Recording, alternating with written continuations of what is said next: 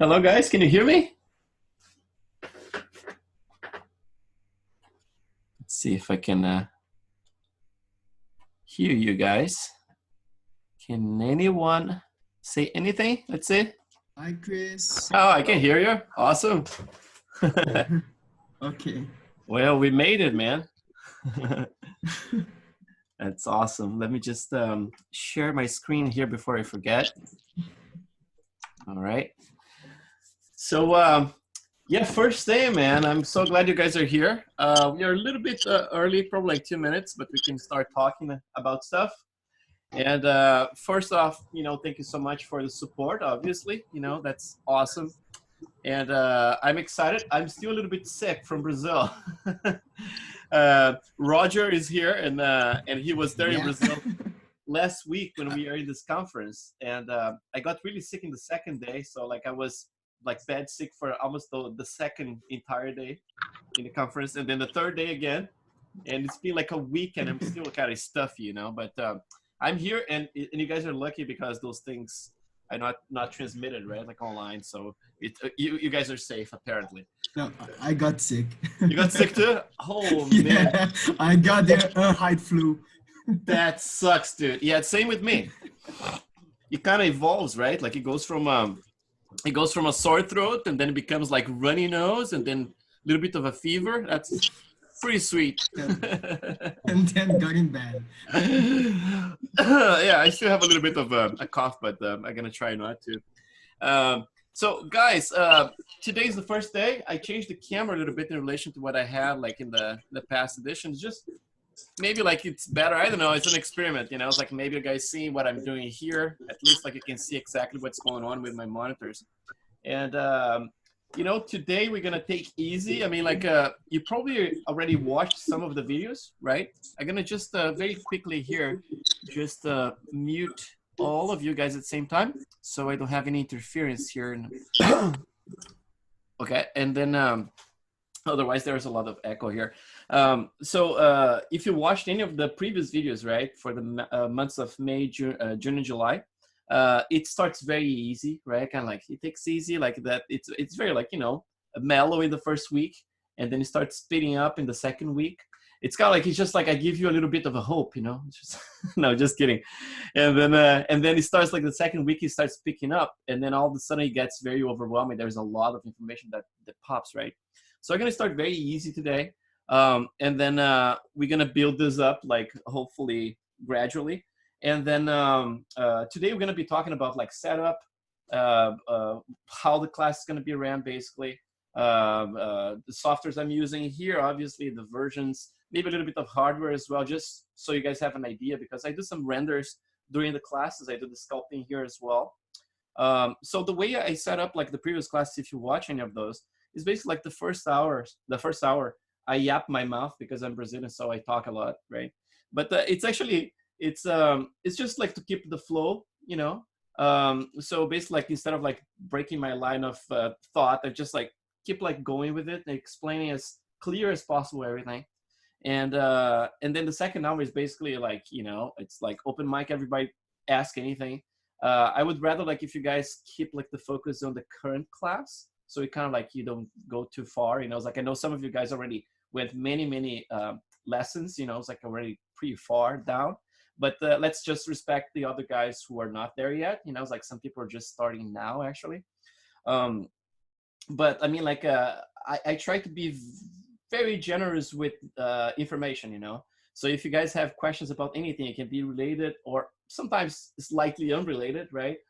For example, like you have questions about some previous work I posted online, and you have this, it's like questions about like how did you do this? It's like how you approach this model in this specific area. And I have no problem like opening any files here and showing everything. And when I show the files, you're gonna notice during the course of the class, I try to break down everything. So every single node of my Maya, shader network, everything is broken down. I don't want to keep anything hidden. Just like there's a lot of guys out there, you just like sell all this stuff and then they just like don't share the information entirely. And I like to think that if you guys are paying this money, it's like it's not easy. A lot of us are it's like struggling, right? And some of you guys are students as well. So just make sure that you get the bang for the buck. And I think you're gonna get it. So so you guys are seeing my screen right now is being shared, right? You see that here? Okay, so the first thing I'm gonna start with is just talking a little bit about theory.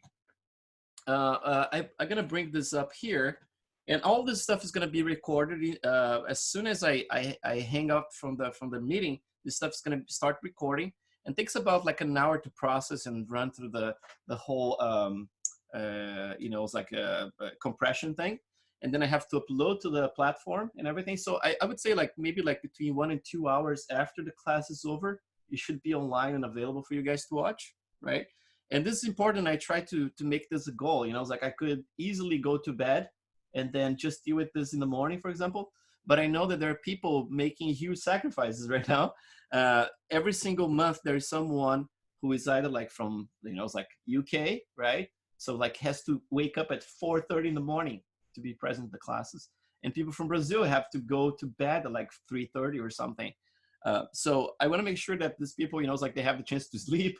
And then some of them are counting that right before going to their job, it's like they're going to have access to the video. So I try to make that priority. So the first thing I'm going to talk about is this.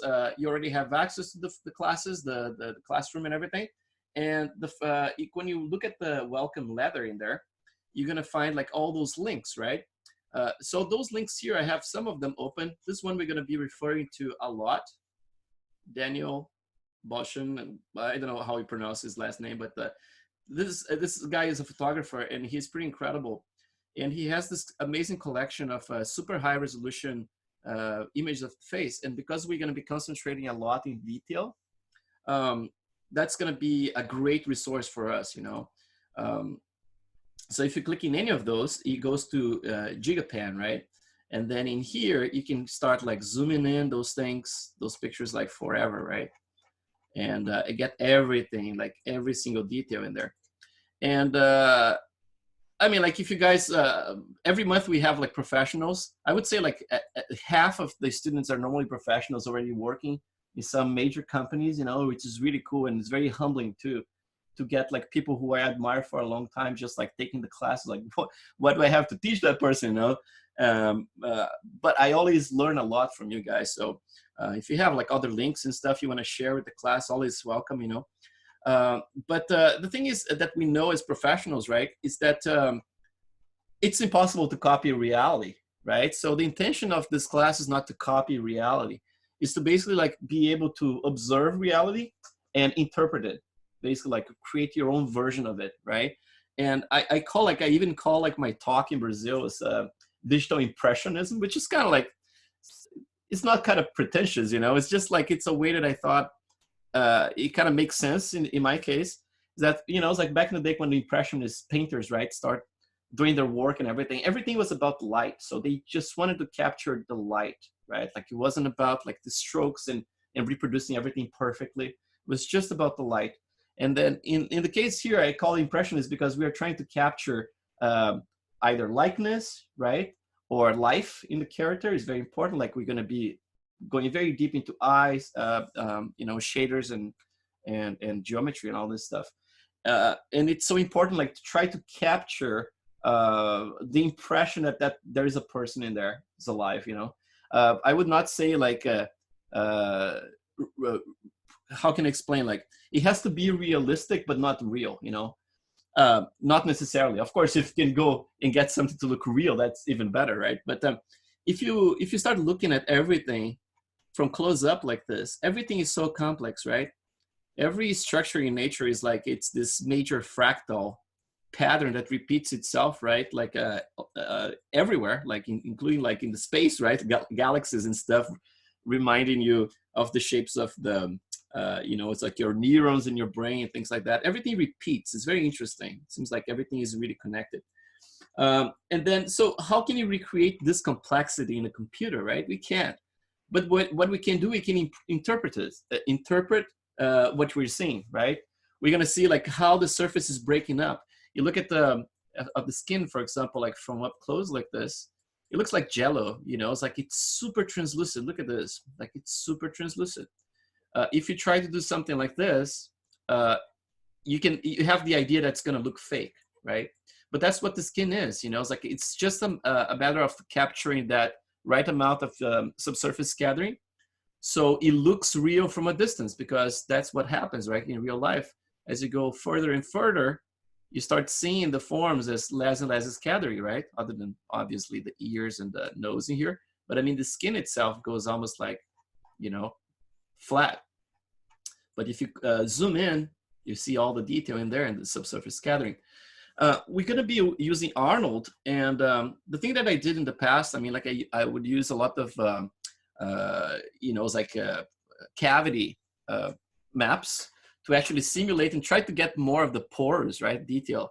Because I mean, like it's a shame when you sculpt all this detail, you're going to be doing a lot of this with the HD geometry, and you get into this crazy amount of detail, and then it's almost like you want to show off everything you did, right?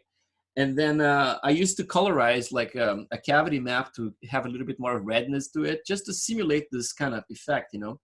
But the cool thing about those new renders, I think like Arnold and V-Ray and all those crazy renders these days, they are much more accurate than they were back in the day. You know, it's like when I was using like Mental Ray or something. And then if you have the detail in there, if you make the pores deep enough, those renders are able to actually scatter inside of the pores and create something that looks very realistic. You know, it's like you don't need to actually cheat it. If you put the colors in there, if you put the depth in there, the specular, if you have the right amount of breakup of the surface with the micro displacement or micro bump, you're gonna get something out of it that's gonna look pretty real. But again, like the objective is to capture something that looks realistic but not real, right? My approach to likeness, if you guys notice, like in these videos or the stuff I post online, is that I don't use like blueprints or anything like scans or texture XYZ, anything. And it's just a matter of like, it's a little bit of a romantic idea, right? But at the same time, it's not. It's a matter of like trying to challenge my eyes to be able to recognize things further and further every work. You know, it's like every work I do, I try to push a little further and try to observe things a little further, but always establishing like a limit for me. Should I go further than this point here? Because I still see stuff. If I keep zooming in, I'm going to see more and more stuff, right? It's a fractal.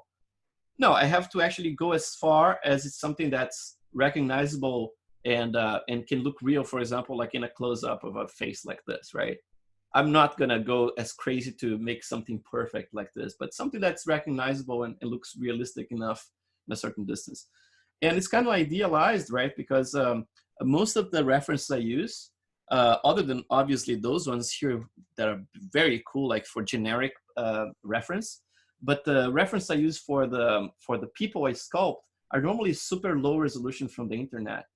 So I kind of do that a little bit on purpose sometimes, because I try to fill the gaps, you know, basically like I see the person from that distance and I can see like the major wrinkles and everything. But everything that's in between, I try to recreate using my imagination or something that I observe in other models or something, you know, because I think that's the fun part.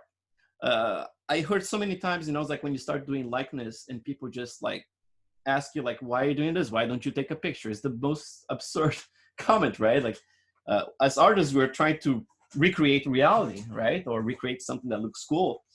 But not necessarily like we don't want to take a picture, right? Like it's a different media. If we want to take a picture, we'll take a picture. And another thing is like, can you take a picture of someone who already passed away many years ago, right? You can't. So that's the whole point here. And so the idea is to actually study the anatomy of the skin, right? And then with that in mind, we can be able to actually recreate that. So like if you have like a model later on, that's not a likeness model, for example, right? It's just a creature you're approaching. You can use a similar approach. Even if you don't have any alphas available, you can create your set of alphas and you can create everything by hand. And there's there's incredible value to this in terms of accomplishment. When you do something all by hand, you kind of feel a little bit more like closer to how people did stuff in the past, that when we have a lot of tools and everything. Obviously, you're cheating a lot just by using CG and mirror and symmetry and all this stuff. But it's pretty cool when you can actually do something and you can create something realistic without using anything else other than your own hands, you know, it's like to create those things. And it's pretty cool. And like I said, like I do this for about, I mean, like working in this industry for about 15 years now. I started in 2004 when I moved to the United States. And we do a lot of like digital doubles and things like that, right? And we use all the tricks in the book. We have all the scans you can imagine, like the light stage stuff to capture like both the albedo and the scan itself. We have the texture XYZ available to work. And this is all in the professional work, right? And after doing this many, many times, it becomes a process that's a little bit too automatic, you know? It's like, it's kind of like, you don't have like a creative input anymore. You're just trying to make things happen to look like the person in there. But you're not having creative input. So even when you're doing a likeness, in this case here, if you're actually using the anatomy of the skin as a basis, and then you're inventing and filling up all those gaps with the library you stored in your brain just by observing things, it's much more fulfilling because like you can actually pick and choose where you want to put this detail. You're not like focusing on simply copying what you're seeing there, but you're actually exercising a lot of freedom in the middle, you know? Now, I mentioned about like the blueprints not using. It's not completely disposed, like in my case. I use a little bit of that, but first I start everything without any, you know, blueprint or anything. Try to nail like the likeness, not nail, but get a very good first pass of the likeness, and keep everything symmetrical first, and I'm gonna explain why. And then, you know, it's like go as far as I can with that. And then likeness, you're gonna see like during the course of this class is gonna take like weeks until I get something that I actually like. You know, it's like it's not something that happens instant, especially if you're just like trying to eyeball things, right? But if you get like the best artists in terms of likeness out there, when it comes like to traditional art, for example, get those guys from Madame Tussauds, for example, right? I've seen videos of them like having the actor right there in the studio, and they have the sculpture in here, and they're trying to nail that likeness, right? Because that's their whole deal, right? Is to just like create a realistic copy in wax.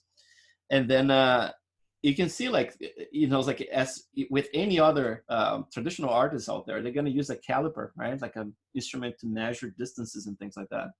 And then they're going to go and they're going to try to transfer. So they're going to measure like the distance between the base of the nose and the chin, right? In the actor. And they're going to transfer to the clay, and they're going to mark and make sure that that measure is correct. Going to go to the nose, to the, you know, to the brow ridge or something like that. And they're going to transfer. This is between the corner of the eye and the beginning of the ear or something. They're going to transfer all those values to the clay itself before they can go further, because unlike ZBrush, if you don't have a solid base in terms of primary forms in the clay, you're kind of screwed, right? How are you going to redo that afterwards? With ZBrush, what I say is that I just tell my students, you know, just relax, because even if it's not quite there, if it's close enough, you still have a lot of wiggle room to play with the primary forms, even though you already have like, you know, HD geometry at the end. As long as it's not drastic, you know, changes, you still have some wiggle room to work. So it's like different medias, you know. But what I'm saying is that, you know, it's like there's no artist out there that doesn't use any reference. If you're trying to get something that's very, very precise in terms of likeness, right? You're going to be using measurements constantly, or a scan, right? Which is not the case for us here. So what I do, I try to do everything, eyeball everything as far as I can. And at some point, I'm going to definitely get in trouble. There is something I'm going to be like, okay, my brain locked in here. I cannot actually see a lot I can do here. And trust me, there is always a lot you can do when you're doing stuff by eyeballing, right? So I start like trying different tricks. Like I flip my model upside down, and then I flip my reference upside down, and I compare the two.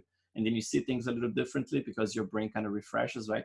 Same with the 2D image when you're trying to, you know, it's like when you flip the image horizontally, right?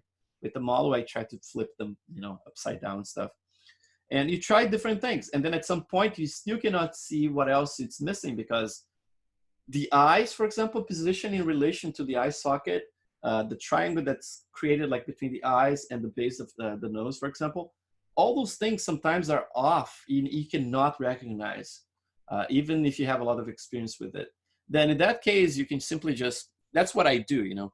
I bring the model, for example, like a picture to the background, and I turn my entire ZBrush interface transparent, right? That little slider. And then with that, I just use as a rough guide because I want to trust that I'm able to actually fill up the gaps again, right? So I'm going to try to move stuff around just to make sure that the elements in the face are organized with the right distances, right? So the mouth in relation to the nose, the right distance, the nose in relation to the eyes, the right distance, and probably like the position of the tip of the chin in the right position, and ears, right? So if you have those elements in there, then I just close that, and I don't think I look at it afterwards. I just do that to double check proportions and really fix that. And then from that point on, I try to approach like almost like as that grid approach when you're trying to create like a copy, like a larger copy of something you're drawing, right? You just divide everything in a grid and you just copy, square by square. So I kind of like do that mentally, it's like I'm gonna try to compare, for example, like the eye in relation to the other eye, that distance in there and what's in between. And I try to fill up with the observation, right? Instead of like trying to nail everything and move edges to match perfectly. I keep a lot of wiggle room. So with that, you're probably gonna notice that none of my models are like spot on, like likeness, They're good enough, but they're not spot on. I could push much further in terms of likeness if I did a lot of those things, like really move the edges around and make sure I nailed everything. That would be, the only way to do it. I don't think our brain can do that. There's people who can push much further than I can do, for sure. But it's not easy, it's like it takes a lot of practice. So let me just open those links in here. So I have this one here I already show you guys. This one here is one that was shared by Palomita, and it's also in the page. It's this one here that says, let's see. There it's microgeometry, facial wrinkles, Palomita's mega reference archive, right? So this paper here you can find in any of the classes online in there. It's the one that says welcome letter. This one has all the links in there. So the second one is this one by Palomita, and it has a ton of stuff. She collected so much stuff. I don't know if you know Palomita. She was my student in the May class, and she is this badass artist. She I always like talk highly about Palomita. It's like this series on Netflix, right? Like sex robots, right? Blah blah blah. I don't even know the name correctly. I watched just a few episodes actually, and one of them was the one that she worked on, and this one blew my mind. It's the one that the witness, right? It's the one that the chick just like watches this guy being murdered, and then there's this whole thing that happens. So she modeled both main characters, and she did all the clothing for all of them with marvelous designer and everything. She's quite amazing, and she's very generous too. So she shared this entire library here with us, and has everything you can imagine, like from eyes to skin textures and patterns. As you can tell, the skin is very different in different parts of your body, right? Like just by looking at your fingers and hands and every other place, you're gonna find out how different they are. But she collected everything you can imagine, like from irises and all this stuff. So it's a very rich reference place you can check. This is very important. And then there's another student of mine, I believe Darren was in the June class actually. And he did this awesome article at Artstation that's very specifically about likeness. He's very good at likeness, as you can tell here. And then he brings up a bunch of things, for example, like when you look for celebrity references, doing things like this, it's like looking for those type of like mugshots. I never thought about that. Celebrities are probably gonna have some mugshot in their lives, or a couple of them. So those are perfect because you get like the full on front face and then profile, the most important ones. If you can get the 3/4 even better, right? But also he brings up this kind of stuff, looking for unusual angles of the person you're sculpting, like from the top down or the bottom up, like that. Very important. It's like you can fill up a lot of the gaps. It's when you're sculpting likeness, is basically like it's this gigantic puzzle you have in your hands, and then sometimes you have enough reference to fill up one area, but then there is this huge gap that's still missing. And then you're gonna find those references sometimes that has like just that angle that's missing to put that new piece of the puzzle in place, which is really cool. So I think like the process is very interesting because I think my thrill is about the process, you know, it's like it's chasing the likeness and seeing how far I can push it, right? So this stuff is very cool. Take a look at that as well. Camera is very important, right? The closest you can get to orthographic, the more you're removing the distortion of the lens would be ideal, right? But at the same time, when you're looking at the reference of celebrities, you're looking at red carpet stuff or, you know, paparazzi stuff or like some magazine cover or something like that. And they're wildly, you know, different lenses they're being used, right? If you're paparazzi photographing from red carpet, you're probably going to be using like something that's not very invasive, right? Like probably like a tele or something like maybe like a 200 millimeters so you can stay far away and photograph. And if you're doing that, then you're going to get something that's much more flat like this, right? A flat angle. Then you move to something, you know, it's like a 50 millimeters, a more amateur lens, and you're going to get something that's a little bit more distorted, right? And then obviously like if you do photograph like portraits, you're going to notice that there are a couple of like little rules, and obviously all of them are meant to be broken.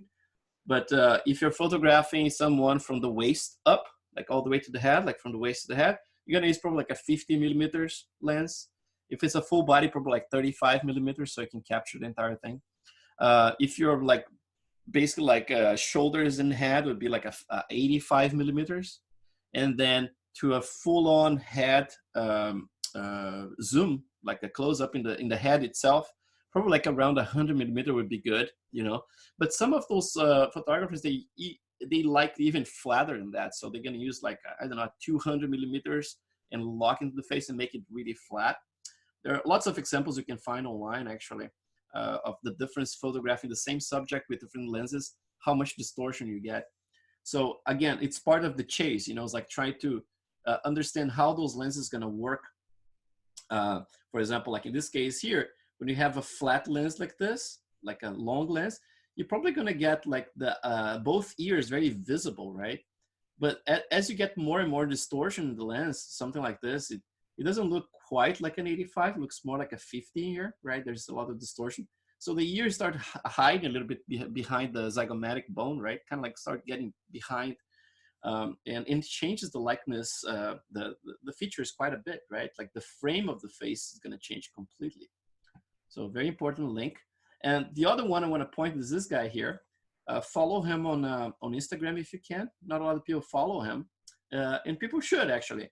So that's his nickname in there, Joe's Lockboard.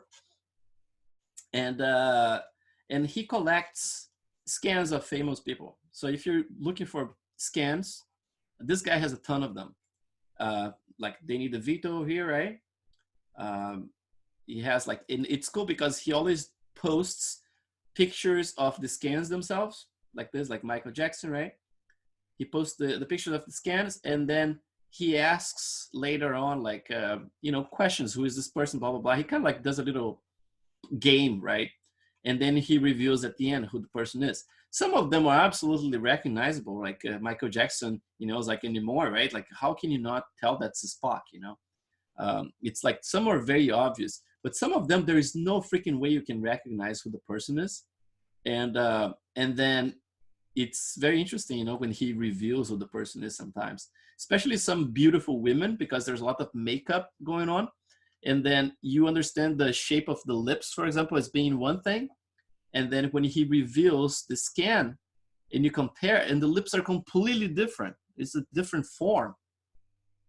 So that's one thing that's interesting as well that I want to comment is that the thing that, you know, is like in the past, if you did a likeness in the past, right? Like back in the day, I would say like maybe a couple of years ago, maybe 10 years ago. And the norm was to use like basically like photographs to stamp on your model and create the textures, right? So you would just like use the scans or, you know, it's like stitching things together. There are softwares to stitch things together and then create the textures. And then the thing is, like, there are a couple of things you needed to do, right? That some of those scan technologies do nowadays, which is basically like eliminate the specular and then capture just the albedo color, right? So that's cool. You can capture the albedo color, but the thing is, like, even when you have a dome of light, sometimes you get some shadows is still baked in, and it kind of like gives an impression that certain forms are deeper than they actually are. So the best way is to actually observe scans, right? So you can go to 3D scan store, or what's the name? I think it's 3D scan store. Any store that sells like scans, you can go for reference. You know, it's like I never bought anything from them. I should actually, but they have a ton of pictures like this. You know, it's like from people from in multiple angles and stuff you can use. But back to the albedo stuff. So it's easy to eliminate the specular, but it's not easy to eliminate, like, you know, shadows and stuff. And the thing that's not easy to eliminate, it's what's baked in there, and there's no way to remove, which is the subsurface scattering, right? So as I said before, it wasn't uncommon to see, for example, in Forum, Zebra Central, and all those places, when someone applies like a photograph as a texture straight away in the model and tries to render, you get an orange look. Everything looks orange, right? So you would see like the raw render, orange skin, and then the color correction. Someone would post like, okay, this is after Photoshop, I actually had to color correct this to look like actual skin. And that happens is because, I mean, like, there's no way to eliminate the subsurface scattering, right? Because it's a reaction. I mean, like, the lighting is penetrating the skin, and it's basically like echoing inside of the skin and trying to bounce around inside of the skin. So if you have one single light, you're gonna get that, you know, red rim that you see like in dramatic lighting, for example, like a Rembrandt light. It's just a single light, like from 3/4, right? And you're gonna get that nice triangle under one of the eyes, like the dramatic kind of Baroque light. And you're gonna observe like there's a rim around like the nose, the edge of the nose, kind of reddish. So it's very easy to observe the subsurface scattering there. But when you have a dome of light, imagine that coming from all directions, and it's basically like echoing inside of the skin from all directions. So when you look at it, it looks like the skin is not actually not it's not that glowy or doesn't have a lot of scattering. But you can definitely see the scattering by look at the color of the skin. You see it, and it has like life, right? Like you look at the skin, it has like this different purples and reds and oranges and all those colors in there. And that's all being caused by everything that's underneath the skin, right? Like you have the blood vessels, have a lot of blood flow going on under the skin. You have all the fat pads creating all the yellow-orange effect under the skin. And then when you mix all those things, you have this baked-in albedo that's there. So what we're going to do in this class as well, we're going to try to counter that. And I do that by using a couple of nodes in Maya, very simple stuff, just to try to counter that and eliminate some of that. There is no way for me to imagine how the skin looks like without the albedo and paint the texture straight away the way it should be, because there's no reference for that, right? We don't have like cadavers or something like that. You know, it's like we're not in the morgue to observe like a body drained from blood looks like. So what we're gonna do, we're gonna reproduce what we can see in terms of reference, and then we're gonna start actually cutting back to counter this orange effect. And then at the end, having this node in Maya is going to be much easier to control things. So for the subject of this class here, as you notice, for example, like all of you guys, by signing to this one, you got access to May, June, and July. So you can have it. Like there's a lot of cool examples about like some old dudes. There's my wife in the month of July. So you have like a younger woman and older men. So it's kind of like the opposites in there. So there's plenty to go by. Now, there's something I was thinking about experimenting with this class, and that's not to say that I'm not going to take the same way I did before the other ones. I'm just going to give myself a little bit more freedom in this one. And by that, I mean, instead of like copying a one-to-one, a single character, I'm going to try to capture the likeness from multiple characters and assemble into one character that's unique, basically. I think that's going to be important because I'm going to be describing what I'm observing as I'm doing it and putting the details in place and blocking the forms and all that stuff. And then you can follow that process And then in my mind, that can help you, for example, if you want to do this with a creature later on. You know, a lot of you guys want to get into creature work and do design and all this stuff. So imagine like that I'm doing this, instead of like mixing a bunch of different faces, you're actually mixing a face of a human with the face of an animal and trying to get that balance, you know. And then on top of that, instead of like going full on realistic in terms of proportions, I'm kind of giving myself a little bit of freedom to actually stretch the forms a little bit. Not to go like full on caricature or anything like that. I want to keep realistic, but more stylized than the portraits I have, because you already have those examples, right? And I definitely going to be guiding you guys to do whatever you want to do.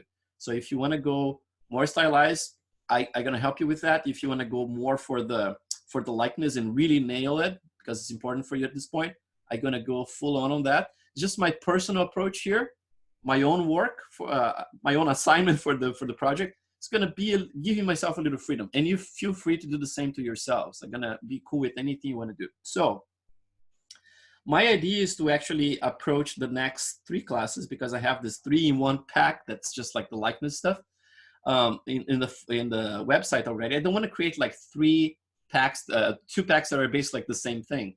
So this one I'm thinking about is approaching ethnicities, right? So the first one is going to be like a Native American. And then the second one I'm planning to do maybe like a Asian woman. And then the third one is going to be African or Aboriginal, you know, face. So like try to go like through all the things, you know, and just to explore the forms, you know. It's like, it's so cool, like how different the forms are. And it's so rich too, you know. It's like when you look at skulls, you know, it's like sometimes you have this idea, like especially like drawing skulls as a kid, that they're all the same, and they're not. They have different structures. Each one is specialized, and it's different from each other, right? So I could not find a lot of Native American skulls. Actually, I found this one at boneclones.com, which sells awesome replicas, by the way. But this one is actually a female, and I'm going for a male. So it's going to be slightly different, you know. It's like normally like the angle of the jaw is different between male and female. You know, it's like the shape of the eyes. It goes like from squarish to more round, right? So there are certain things I cannot use that much as a guide. But again, like the important part is going to be like the surface anatomy, which is like observing the forms themselves, right?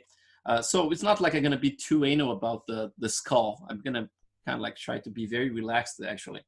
But one good reference for skulls you can always look is X-rays, right? If you just type on Google like X-ray, skull X-ray or something like that. It's a pretty cool exercise, because you start noticing the distance between the surface, for example, of where the skin is, like the lips and chin and things like that. How much meat you have in between the skull itself and the surface. So let's see one here. Let's see this guy here. I can see a little bit of that, not so much. But yeah, this one you cannot see that much. But there is a couple of them you can find. Actually, this guy here is a little small, but you can see a little bit of that. This one, let's see. Yeah, we have this idea when we sculpt something that the skull is actually fairly close to the surface, right? But you see, like, there's a lot of meat around it, right? That's the jaw line right there. And you see, like, the amount of space you have in here, you know. Very good reference also for the mass of the cranium, right? Some of us have like a very, very different cranium shapes. My head, for example, I don't know, that's why I'm a little stupid, I guess. But my head shape, for example, from the profile is much shallower than this. I don't have all this volume in the back. It's got a little bit shorter. So my head, like from the profile, is a little bit narrower than this, right? But there are people with like very, very pronounced in here. There are some kids, for example, that they, because of the crib, right, sleeping in a certain position or whatever, they get their heads shaped in a weird way, and they grew up to be adults with a flat head. Like I have a friend who has a very flat head at the top here. So all the stuff we look in, especially like in anatomy books, everything is great for a general reference, right? Like in terms of proportions And we have all those little measurements, like, for example, like if you're learning how to draw, right? You have like the distance between both eyes is one eye. Basically, like from corner to corner of your eye is one eye, right? And then you're gonna find like, you know, it's like between the brow ridge and the chin, gonna have base of your nose or whatever, you know, it's like they have all those, you know, reference you can find, like from the top of your head to the bottom, to the chin. You probably get the middle area is gonna be like the lower eyelid is gonna be right in the middle. But then you start looking at people, real people, and they break all those rules because this is all idealized. We come in all kinds of shapes and forms, right? So I collected this, like for my reference here, those references, and I put a little folder in here that's called, let's see, put by, sort by name here first. Ref selected. So a couple of those guys here, obviously, they're probably from different tribes and everything. You cannot just like simply, you know, but some of them are very interesting when it comes to proportions, okay? So check this thing out. Let's see if I have it here. So look at this guy here, for example. In terms of proportion, right? Like, would you expect to have, like, for example, like the line, basically like the middle line between the top of the head and the chin being around, probably around here, which should be the lower eyelid, but look how high it is, right? You can say that, okay, there's some camera distortion going on, but there is always like the fact that he has a very large face in proportion to the cranium shape, right? This one can be also a little bit of that, right? Like it looks like unusual in there. It looks a little bit of a caricature actually. But then you're gonna see that sometimes like a little recurrent, you know, it's like very long faces and then smaller. But then you're gonna see the opposite too. Some of them very, very, very large craniums as well. So it's not like something you can take as a norm because there's no norm, right? But it's just like, it's interesting to just observe those things, you know? It's like, look at that awesome face. I mean, this is like, in terms of sculpture, this is a very great piece of sculpture, like the face itself. It's amazing. And the beauty is in the difference, right? Like everything has a lot to say. And then there are guys, for example, like this guy here, who looks like absolutely, you know, mostly Asian, right? Like, especially when you look at this area here, you know, it's like with the bridge of the nose in there, like very shallow, and, you know, the structure of the bones and everything. In fact, I was looking at some skulls before, and it might be, of course, like just examples they have at bone clones. But one thing that I thought was fascinating is that when they compare like the African skull to the European skull, right? In terms of mass of the zygomatic bone, it was very, very similar. It changes, of course, like the cavity of the nose is different in size and shape. But for example, the mass of the zygomatic was fairly similar. But then when I compared, for example, that Native American skull and some Asian skulls, I noticed it looks like it's longer, you know, it's like, looks like the zygomatic in here is a little bit taller in general. But very cool, you know, it's like it's because sometimes when you're observing the forms, you're kind of like not paying too much attention to what's underneath, right? And then we just think like, no, it's just more meat. You have a little bit more meat in there. And sometimes the bone structure is actually different in there. The support is already different, right? So it's very cool exercise to just observe those things. So, I mean, you guys feel free to experiment with ethnicities as well if you want, you know, or go full on likeness. I mean, like I know the class has this thing about likeness going on, but it's especially about portraits, right? And by portraits, I mean like it can be a caricature if you want to do it. My intention is to actually teach you guys how to create something that's believable and can be seen as someone alive, right? Someone you can actually connect to. As artists, you know, it's like we are always trying to create something that people can connect to, right? If you create something that looks very cool and all, but has no life, I mean, like it's almost like it's pointless, right? You have to create some creature or a humanoid or whatever that has you have to pass the impression that that person or creature has thoughts, right? A couple of tricks you're going to learn about that: the position of the eyes, the rotation of the eyes, all the stuff that can help you guys to understand how that works, right? So that's going to be my assignment. And by assignment, I'm the only one here with assignment during this class because I have to make sure at the end of it, I come up with something that doesn't suck. So I'm gonna put the full on pressure on myself, but I'm not gonna put any pressure on you guys. I mean, like you're paying for the classes and everything, but I wanna make sure that you guys are completely free and don't feel pressure to do anything. I mean, like the amount of effort you're gonna put is gonna be proportional to the amount of learning you're gonna get out of this experience. So obviously, if you have more time to put on it, you're gonna get more out of it, right? But I also understand that a lot of you guys are professionals, and as it happened like in the classes of May, June, and July, some badass artists just subscribe to it, and then they just like they're so busy at work, and they're doing freelance, and then everybody wants a piece of the guy, and then they just don't have time to finish their work at the end, you know. But some of them actually managed to, you know, it's like against all odds, they still did the work. And that's what I'm trying to do as well. You know, it's like I have my full-time job. I help with driving the kids in the morning, do my daddy duties and everything. And I try to finish the work within the space of a month, right? Sometimes I fall short, sometimes I get a little bit further, but that's the intention, is to actually create something that's kind of, it has a little bit of a more polished look at the end. So let's take a look first here at how I structure all those folders before we start, as an idea as well.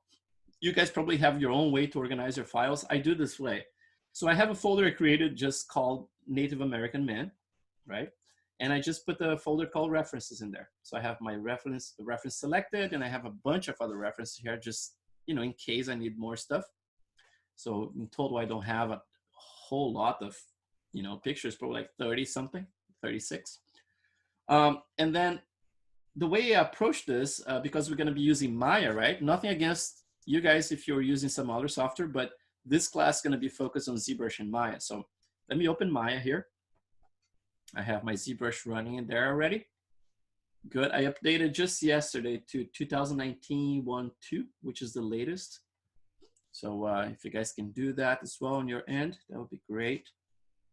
Just in case, you know, it's like if you later on you want to share files with me, sometimes if the file is like, although I think they are good at keeping like within that version, right? Like I think like if it's 2019, it's gonna be it's gonna open fine in 2019 1 and 1.2 or whatever. And I think once it jumps to 2020, it's not guaranteed it's gonna open anymore. But I might be wrong, so better safe than sorry, I guess. So let's open this Maya here. Brand new, never used this version. Should be just like bug fixes, I guess. I hope they fixed a lot of them, because it's gonna get quite buggy.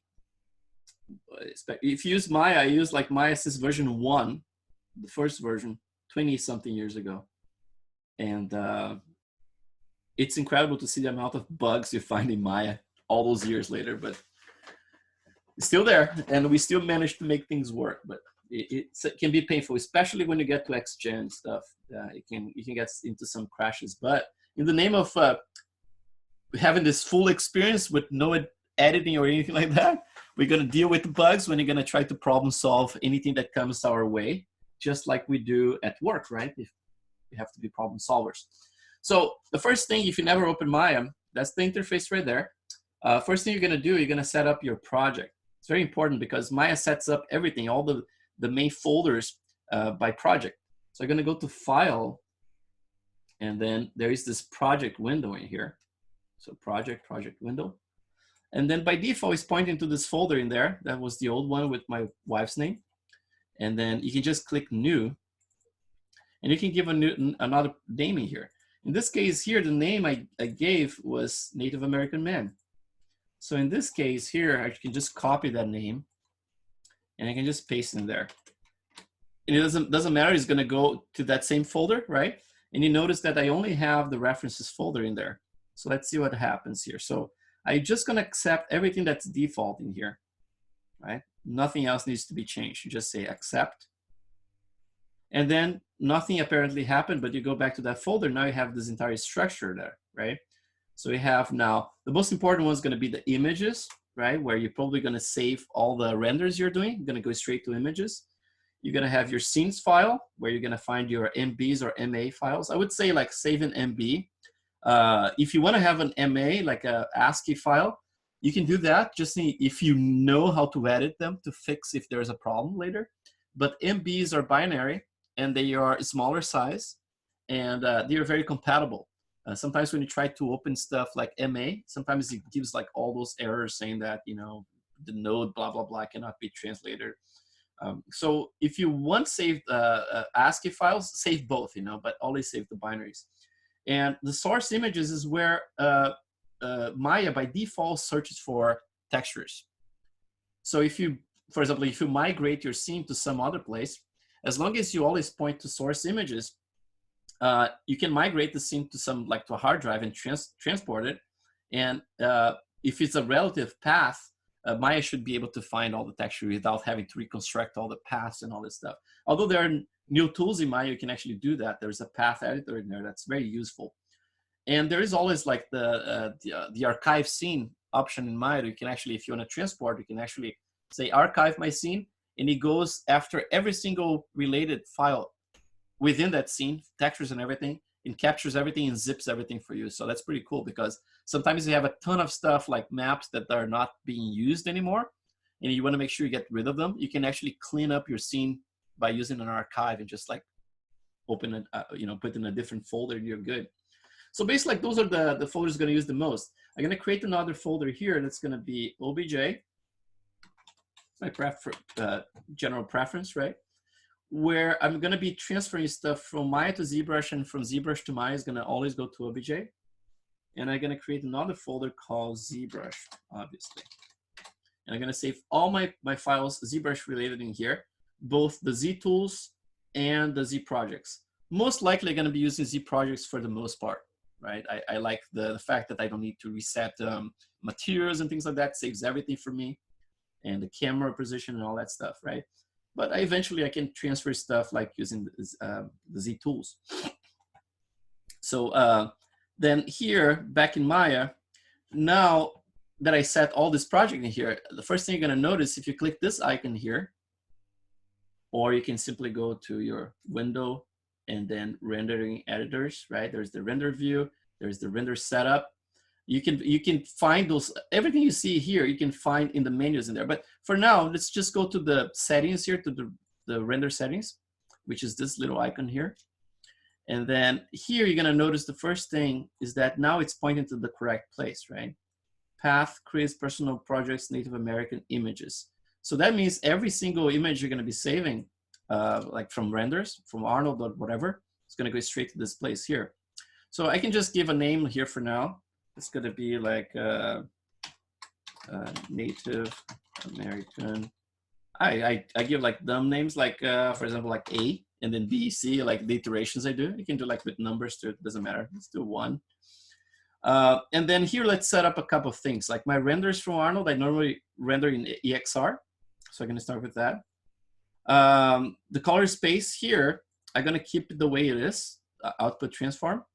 And then I'm gonna go to check a couple of things here. So let's see, so image format, blah, blah, blah, frame and animation. By default, it says name and extension, single frame, right?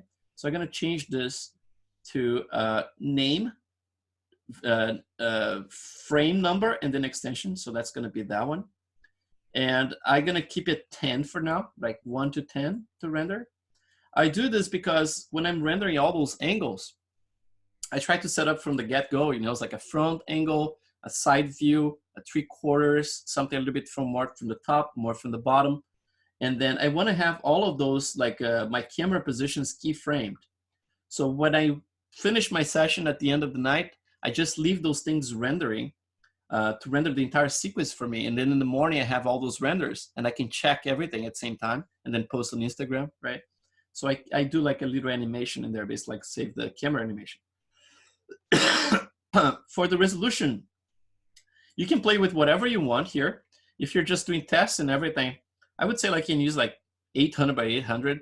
I normally use 900 by 900, and I ended up like posting on Instagram at this resolution as well. So kind of like a square, right? For Instagram is perfect. And then for the second tab, we're going to go into Arnold render here. And that's the meat and potatoes about Arnold. I would say like we can just start with 3 here. But then eventually when you get like more and more into render finer and finer detail, sometimes what I do, I go as far as doing like 333 here for everything. And then for the top one, sometimes I use 10, which adds a lot of time for rendering. Sometimes I go as far crazy as 14, right? But the thing is, like, you can keep it around like 8 to 10 most of the time, and then just render with a bigger resolution with a little bit less samples, and then you can actually, you know, deal with that. But I would keep like everything at 3 and 2 right now, just for the first render test. I do use adaptive sampling, but that's a very smart way. You can use Arnold as well. You can use it adaptive, you know, it's like, for example, like you can go as far as 20 for the camera here, or you can keep a number like, okay, it goes from 3 all the way to 8 here, right? And there's adaptive threshold in there, but I'm not using this one. Not using clamping either. You can use it. I mean, like Arnold, by the way, has a very extensive online manual. You can look. If you just type something on Google like Arnold 5 manual, like this, you get like to this docs, the first link you find in there, and it's very comprehensive. It has like everything from render settings to, you know, shaders, everything is in there. So, you know, Arnold render settings, you're gonna find everything there. So that's a good resource for you, obviously. And then, so advanced, let's see. This one here is one thing you're gonna turn on from the get-go, which is the use auto bump SSS in SSS. If you don't ever use Arnold, this is gonna sound a little Greek to you. It's not gonna be familiar. But the way I can explain this is that when you bring a displacement map to Arnold and you try to render it, and you have something that's HD geometry, right? You have all the super fine detail in there in place. But then when you render it, the scatter doesn't go inside of those little micro pores or anything like that. It kind of stops. Because what Arnold does is it tries to interpret how many subdivision levels you have assigned to your model. And then Arnold tries to be smart about that. So for example, like if you have like, I don't know, 80 million polygons in a head, and then you subdivided everything a couple of times and everything, but then in Arnold you're only subdividing the entire thing at like 3 times. It's not capturing like the 80 million polygons. So everything that's over 3 subdivision levels, Arnold gives you the option to shift to a bump map, and you don't do anything. Basically, like Arnold does the entire magic, right? Like he shifts to this bump map and creates all the detail for you, but without having the actual geometry deforming and creating those big, you know, bumps or anything like that. So if you use that kind of function, it's good to use auto bump, because the bump map that's being produced also is going to scatter, which is going to create a more realistic result. The thing we're talking about, the pores getting more red inside, is only going to happen if you use this, right?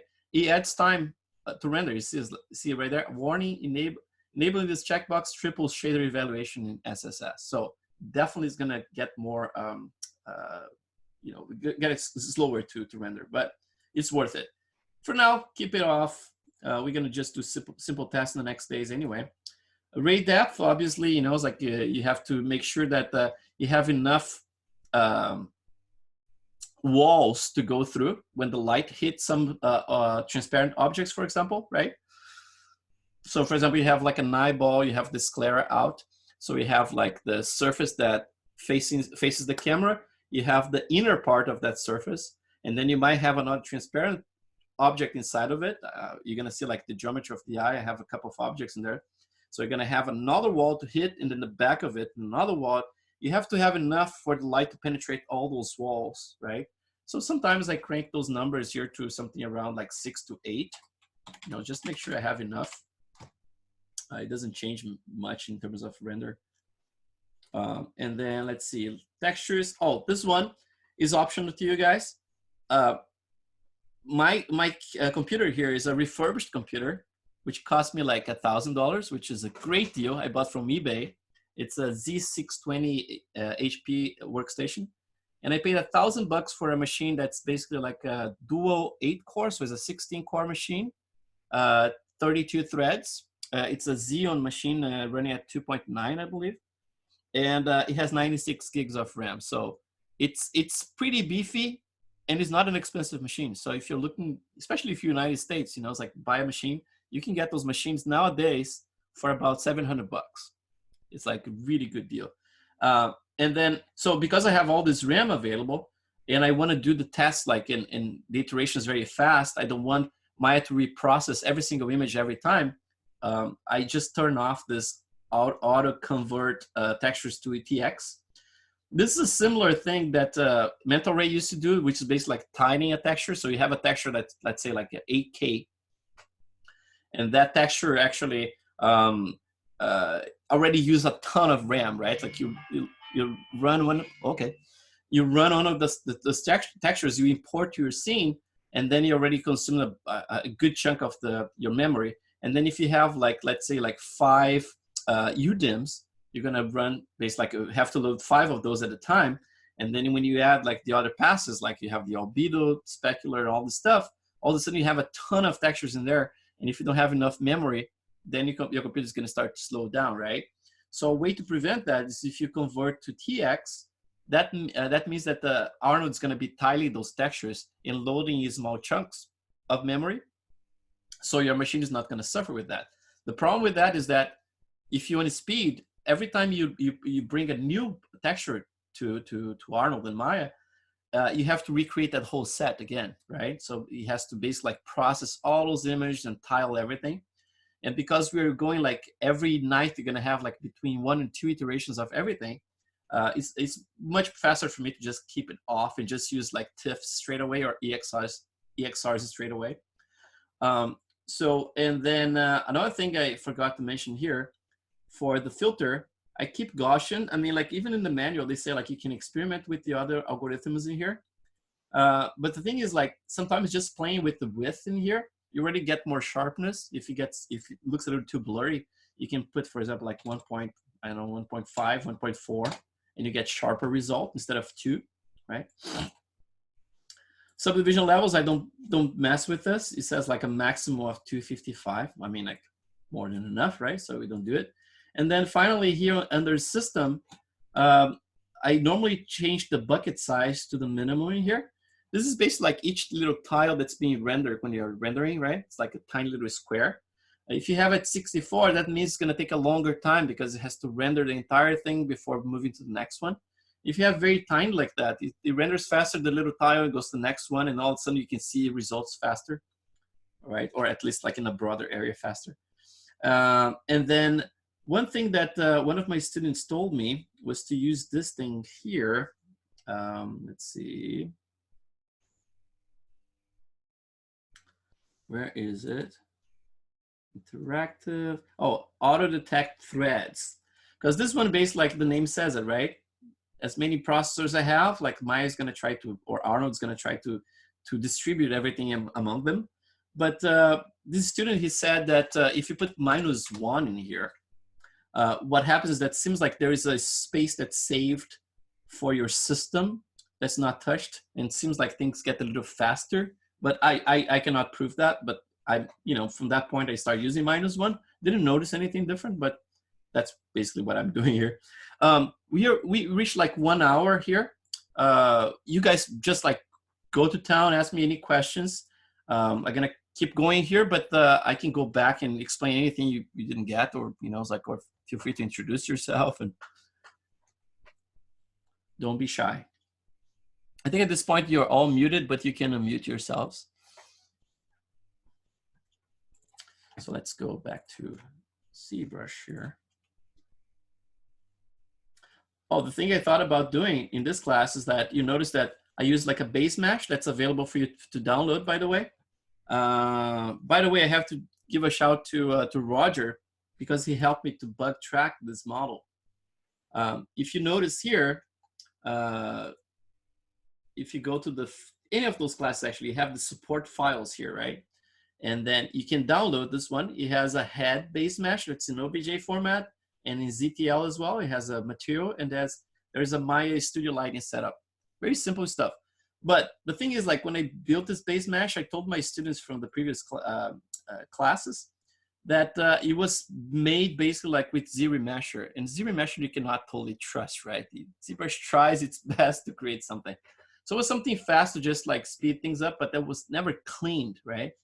And I thought that the mesh was looking okay. I mean, like I remember like one student or two maybe like complaining about something that was a little weird about the model, but we didn't get that often, you know? So I kind of like passed, but then Roger was working on it, and he noticed that when he was trying to create a symmetric version of the model, he was just like, he created an asymmetrical version, and then he was trying to create symmetry, and the model wasn't getting symmetrical, it was kind of like exploding or something. And then I was like, that's so weird. So I asked him to send me the model, and I noticed that there was a bunch of triangles and shit in there, like sloppy work, right? And then, but I gave the disclaimer that the model wasn't perfect at all, but I didn't know it was that bad. So I look at all this stuff, and I clean up all that crap, like the triangles, made everything all quads, chopped the model in half, flipped it again, flipped all the UVs, and cleaned things up. And Roger tested it, and I tested here at home as well. And the model is now, you know, it's like you can actually recreate the symmetry and everything. So apparently it's working. But when we get into the topology and stuff, you can use this model if you want, like as a starting point, or even like to do the entire project at this point. I think it's trustworthy enough. But I would encourage you guys to create your own loops and make things like the way you like, you know. But the model is available in there just in case. So this is how I approached like some of the previous classes, like with the base mesh. So people would start from that. And then the class of July, I started with the sphere, because sometimes people are just curious about like, okay, what if I start with the sphere, right? So I sculpted my wife from my sphere. But in this one here, so we don't go too much back into a sphere, we're gonna start with one of those head planes that I confess I never used before. But seems like cool enough, you know, it's like, because it has like the female and the male version. They have the higher res and the lower res. We're gonna get the lowest, crappiest version of the male version here. And I mean, like those head planes, to me, they're very, you know, it's like artists see those planes differently, right? If you look for, you know, it's like model head planes or, you know, whatever sculpture on Google, you're gonna find out lots of different versions of this, right? And I can tell that it's not like my favorite like landmarks, but I mean, it's very useful. At least has some of the proportions in there. So that's basically, I think, what I'm gonna start with. And the way I do my whole approach is that since I already have a base mesh that's my go-to, I use for all those models. I can basically blend shape like any of my previous models into one another, right?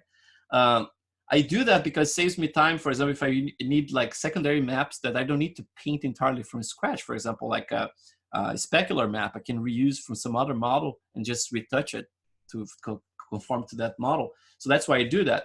But to start the model to prevent contamination, instead of like starting from a model already pre-built, I try to avoid that. For example, like I don't want to have like some of Stan Winston features leaking into my wife's face, right?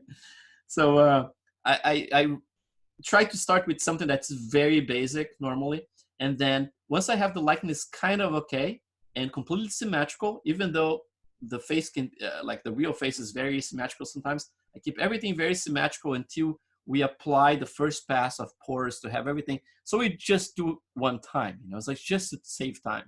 And after those pores are applied and everything, we can actually shift the you know, it's like save a blade shape and create like a symmetry again, and then just transfer everything over.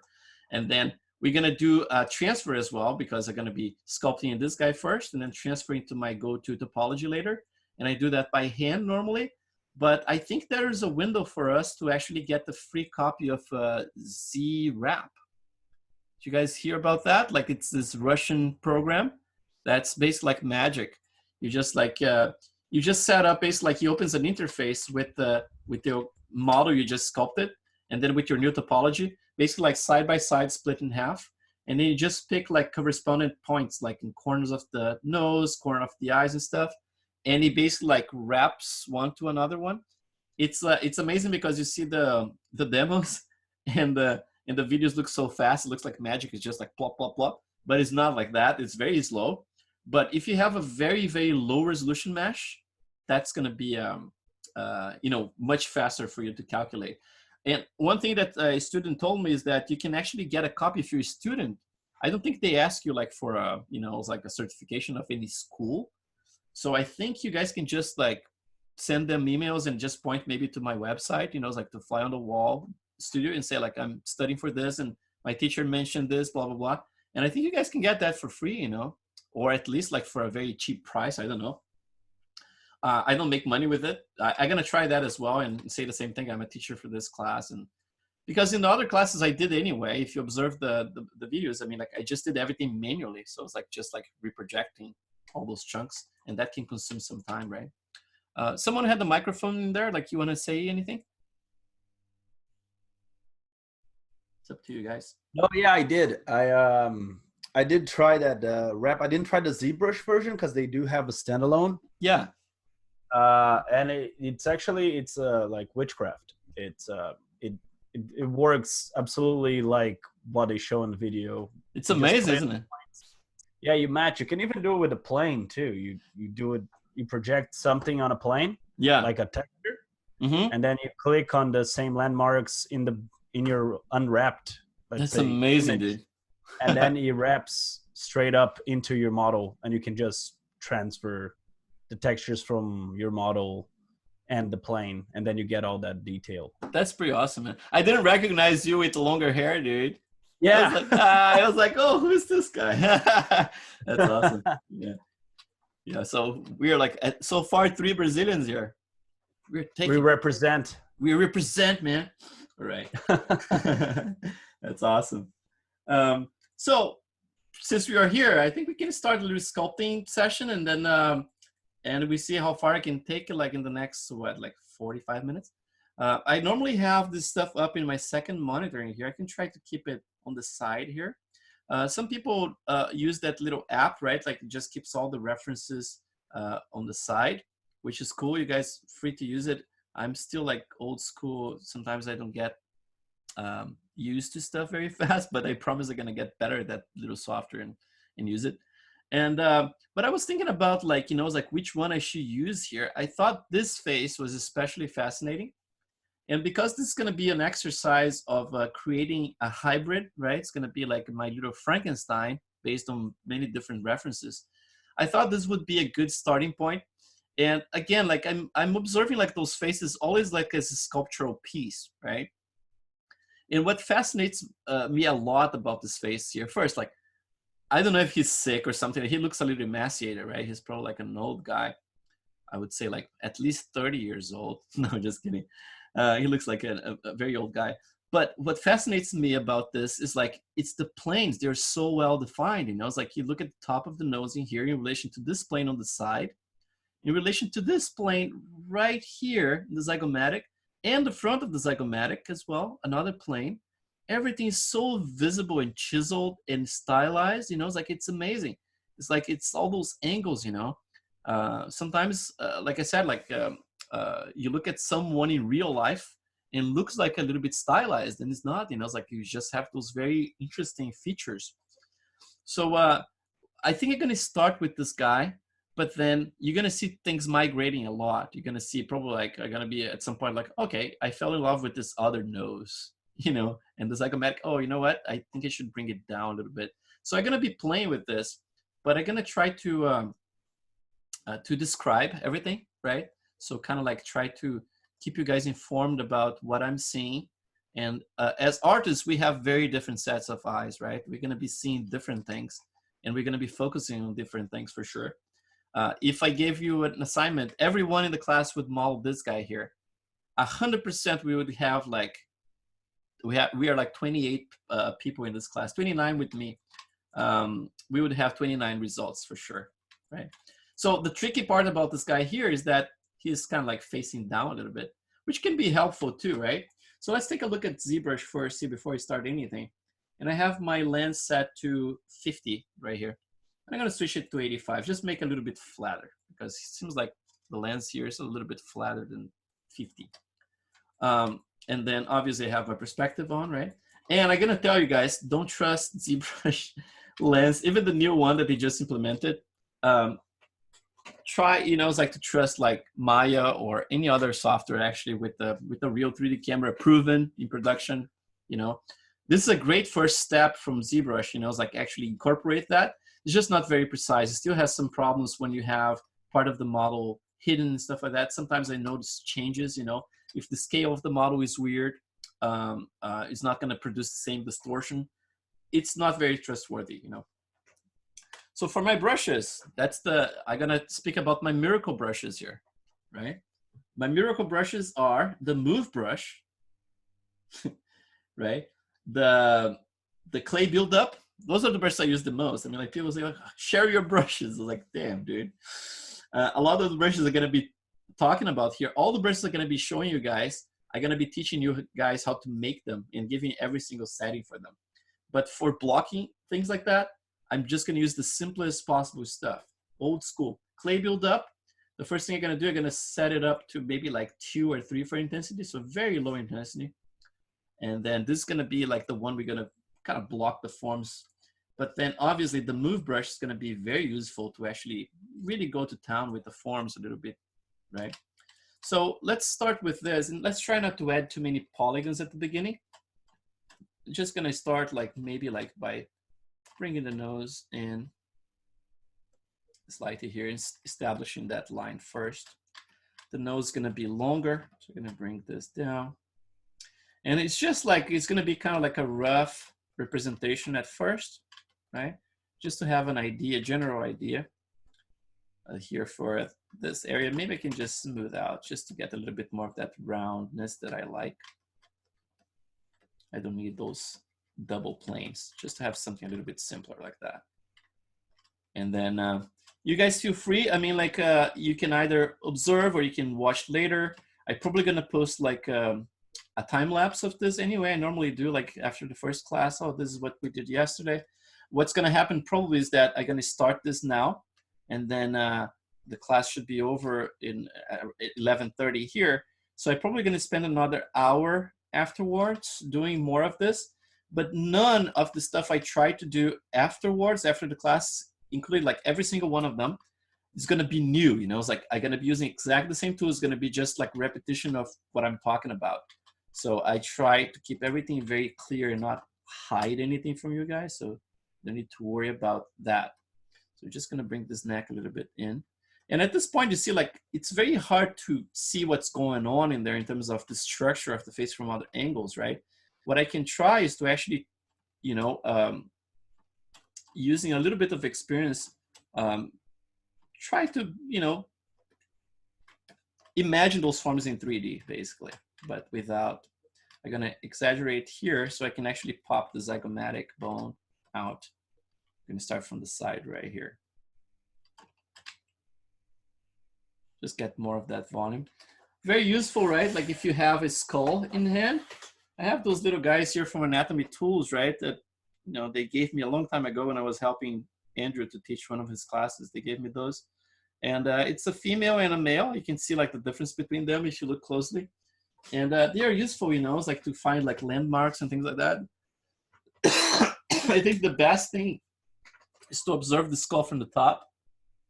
It's the best way to do it, because then you can see like the gap, you know, it's like in the zygomatic bone in there that you're going to need for your muscles to actually go from your temporalis to your maxillar, right? Like to bring your jaw up and down, right? Very strong muscles in there. And just to see like the overall shape of the head, like this egg shape that actually flares out in the back, right? It's very important. One of the biggest mistakes we make when you're sculpting heads is like we put like either too much volume in the head, the cranium, or too little volume, and we don't observe this tapering that happens, like going from the, you know, from the sides here of your orbital bone, and then towards the back, right? Like right behind your ears, kind of like flares out, and then sometimes you lose that volume in there, and all of a sudden the face itself looks like a straight box, right? So you have the jaw in relation to the back of the head, all in the same line, almost like a square. So it's very important to actually compensate for that. So for example, if I'm looking at my image here from the front, right, I'm probably going to want to start building up some volume towards the back in here with a very large brush in here, just to have, so basically I'm going to bring this one out, bring this one out. So just by looking at this, you can see already have a tapering in here, right? Just by doing a little bit of that work. So it has more of like an upside down egg shape in there. So it's gonna be narrower around here, right? And a little bit wider towards the back. Obviously very square in here because we're dealing with the square model, but we're gonna eventually start rounding that part up and then filling those gaps, maybe a little bit more here behind the ear. And then slowly you're gonna build up this stuff. But for now, you're gonna just be blocking, right? So we're not gonna be freaking out too much about it. But just that already helps a little bit. Obviously, too much volume now. But you know, eventually, what I want you guys to observe is just that tapering that happens between there and there. I'm gonna do a little bit more of that.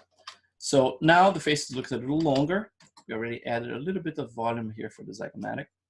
And then at this point here, I have an option to keep like pushing stuff a little bit more with broad strokes, like I'm doing with the move brush, or I can switch straight away to my clay build-up. And then with the clay build-up, the way I use is normal like intensity at 2, right? And there are a couple of things you can do with it. One thing is like to just like sculpt straight away. It adds like very you know, thin layers like that, and you can see they are all similar, right, when you sculpt.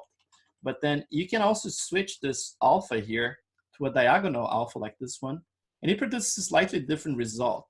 You kind of like, you know, it's like if you always do it from the same direction, let me make it a little stronger here. Same direction, you're always gonna get more pressure in one side than the other one. If you're going for a kind of like a clay look sculpture, this one can be really cool, you know? So it's just a little tip in there.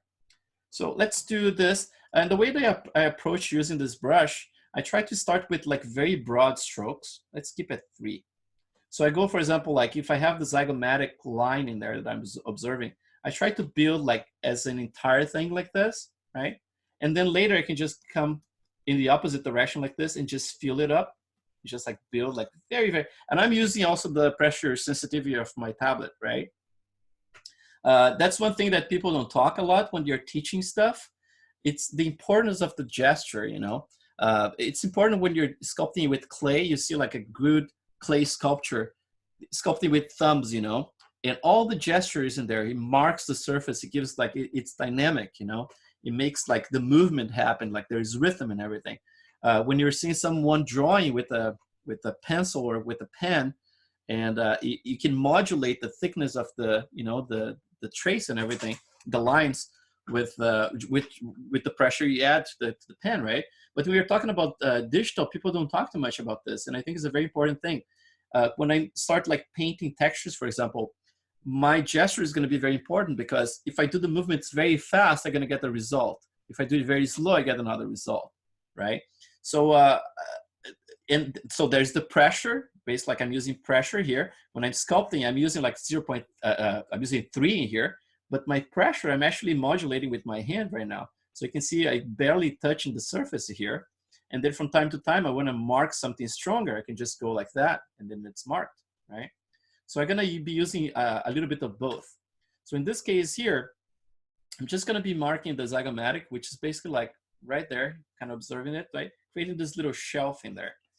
I'm gonna have to be very careful that I represent this area here as a plane facing me, and this other plane here is gonna be facing diagonally up, right? So it's important to create those shelves facing the right directions, because once you start modeling something, when you see from a distance like this, it works sometimes, but then when you go from far away, it doesn't work if you don't have those planes facing the right directions. All of a sudden, like the primary forms get lost, right? So at all times, keep moving your model back and forth and looking like very tiny in the screen so you can see if it's working or not, right? And obviously, like ZBrush is not like, you cannot trust the default lighting here or anything, right? You're gonna either have to bring to Keyshot or bring to Maya, right? But I'm gonna just start blocking some of the nose in here. And you're gonna see like it's a very loose process right now. And then I'm gonna start adding up and detailing things as I go. But for now, we wanna capture that impression, first impression. And, you know, again, like paying attention to those planes, you know, it's like finding triangles, for example, like this triangle here, right? Like the, you know, his eye bag defines another triangle right there. Like it's kind of round, but there's a triangle too. and basically keep building up on what we see in there. So I'm going to start with hollowing this area a little bit. He has plenty of brow ridge as well. I'm going to keep like just smooth it out a little bit.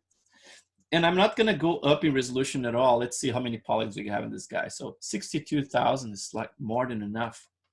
So with this, some people take it further, you know, it's like keep the planes longer before they start, you know, just like getting rid of them and blending them. I don't get rid of them completely when I do it this way. You know, it's like a starting with a base mesh, right? But like I said, like a planar model, like especially this one here, I never used before. But I'm gonna try to go and approach it as slow as possible when it comes like to the forms themselves, just so we can actually nail those things. So for the shape of the eyes, I'm gonna just incorporate a little bit of that volume in here, but very broad as well. Now make sure I can go, like the first volume is gonna be around the eye itself, right? The eyeball that's underneath. And the second volume is gonna start being like the bag in there, which like from the side in here, seems like it gets pretty volumetric right there. So it's like an important volume. It takes a good amount in there. And when it comes to likeness, I mean, like it's all about the volumes and distances, right? That's why when you use a scan, for example, it's such a huge help, right? Because you're getting for free all the distances. Even if you're cleaning up things and still there's a lot of work involved, the worst part, I mean, like the trickiest part you already get for free with the scan, right? And that's what we're going to be trying to avoid. We're going to try to pursue the likeness in a more like manual way, just for the sake of suffering. I'm going to start like the nasolabial in here.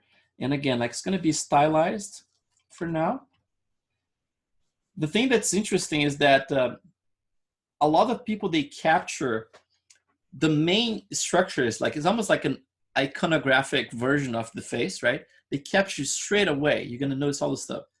And then, but some people have some blockage when it comes like to identifying the subtle forms within those major forms they just blocked in, if that makes any sense, you know? So some people are very fast at blocking the main forms, but seems like they have problem actually seeing what's in between. And there's a lot of subtlety, and all the life that comes in those models, you know, when you're sculpting, comes from the subtlety. You know, it's like all those forms, they're very, very, very complex. They seem so simple, you know. When you're learning how to sculpt, and you get so braggy, right? Like I remember being, you know, like learning how to sculpt, and like my first organic stuff that I posted at CG Talk, and back in the day, CG Talk. And then I was so braggy, you know, I was like, not with people, but with myself, like, oh yeah. And then I look at the models today, like I had no clue what I was doing, you know. It's just like, it looked cool, but there was no knowledge behind it, you know. It's like why that form happens in a certain way, right? And then as you learn over the years, I mean, like you start like identifying, and things get a little faster and easier. And as everything in life, I mean, like you guys gonna get better at things as you do more and more of it. Those portraits at some point, I mean, like I did the May, June, and July classes, and obviously, like I got faster at the end, the last one doing things. So just gonna block this one, but it's just a matter, like at the end, it's just speed, you know. It's like the guitar playing, right? Like if you guys are fans of guitar playing, like some guys are shredders, but sometimes they're not the best melodic players, you know. They just shred. They're fast, but they're not that great. And then we want to make sure that we are actually covering our bases and concentrating in the stuff that matters the most, which is like the expression, the life in the character, and all this stuff. And then letting the speed be built up as we do the work. You know, it's like we don't need to freak out about being fast. This whole thing about like the lunch crunch, you know, it's like it's such a bullshit, man. I mean, don't worry about that. Just do good work, and then the speed comes with time. That's all it is. Just block this one. So all those forms, I mean, like I have a very vague idea what's going on in there, but I'm gonna try to build them up. For example, like every time I'm sculpting something like this, I'm thinking about what's behind the skin, right? So if I'm sculpting the zygomatic here, I'm actually aware of the bone behind it, right? And I'm aware of that, you know, how chiseled it is when it gets to areas like this, right? And then when I'm sculpting this area here, I know there's like teeth behind it, and then sometimes there's an underbite. You're gonna have to start observing, right? The lips, for example, they have a lot of complexity. You have like the 3 volumes in the top, right? Like you're gonna have like the middle one right there. And then you have the 2 volumes in the bottom.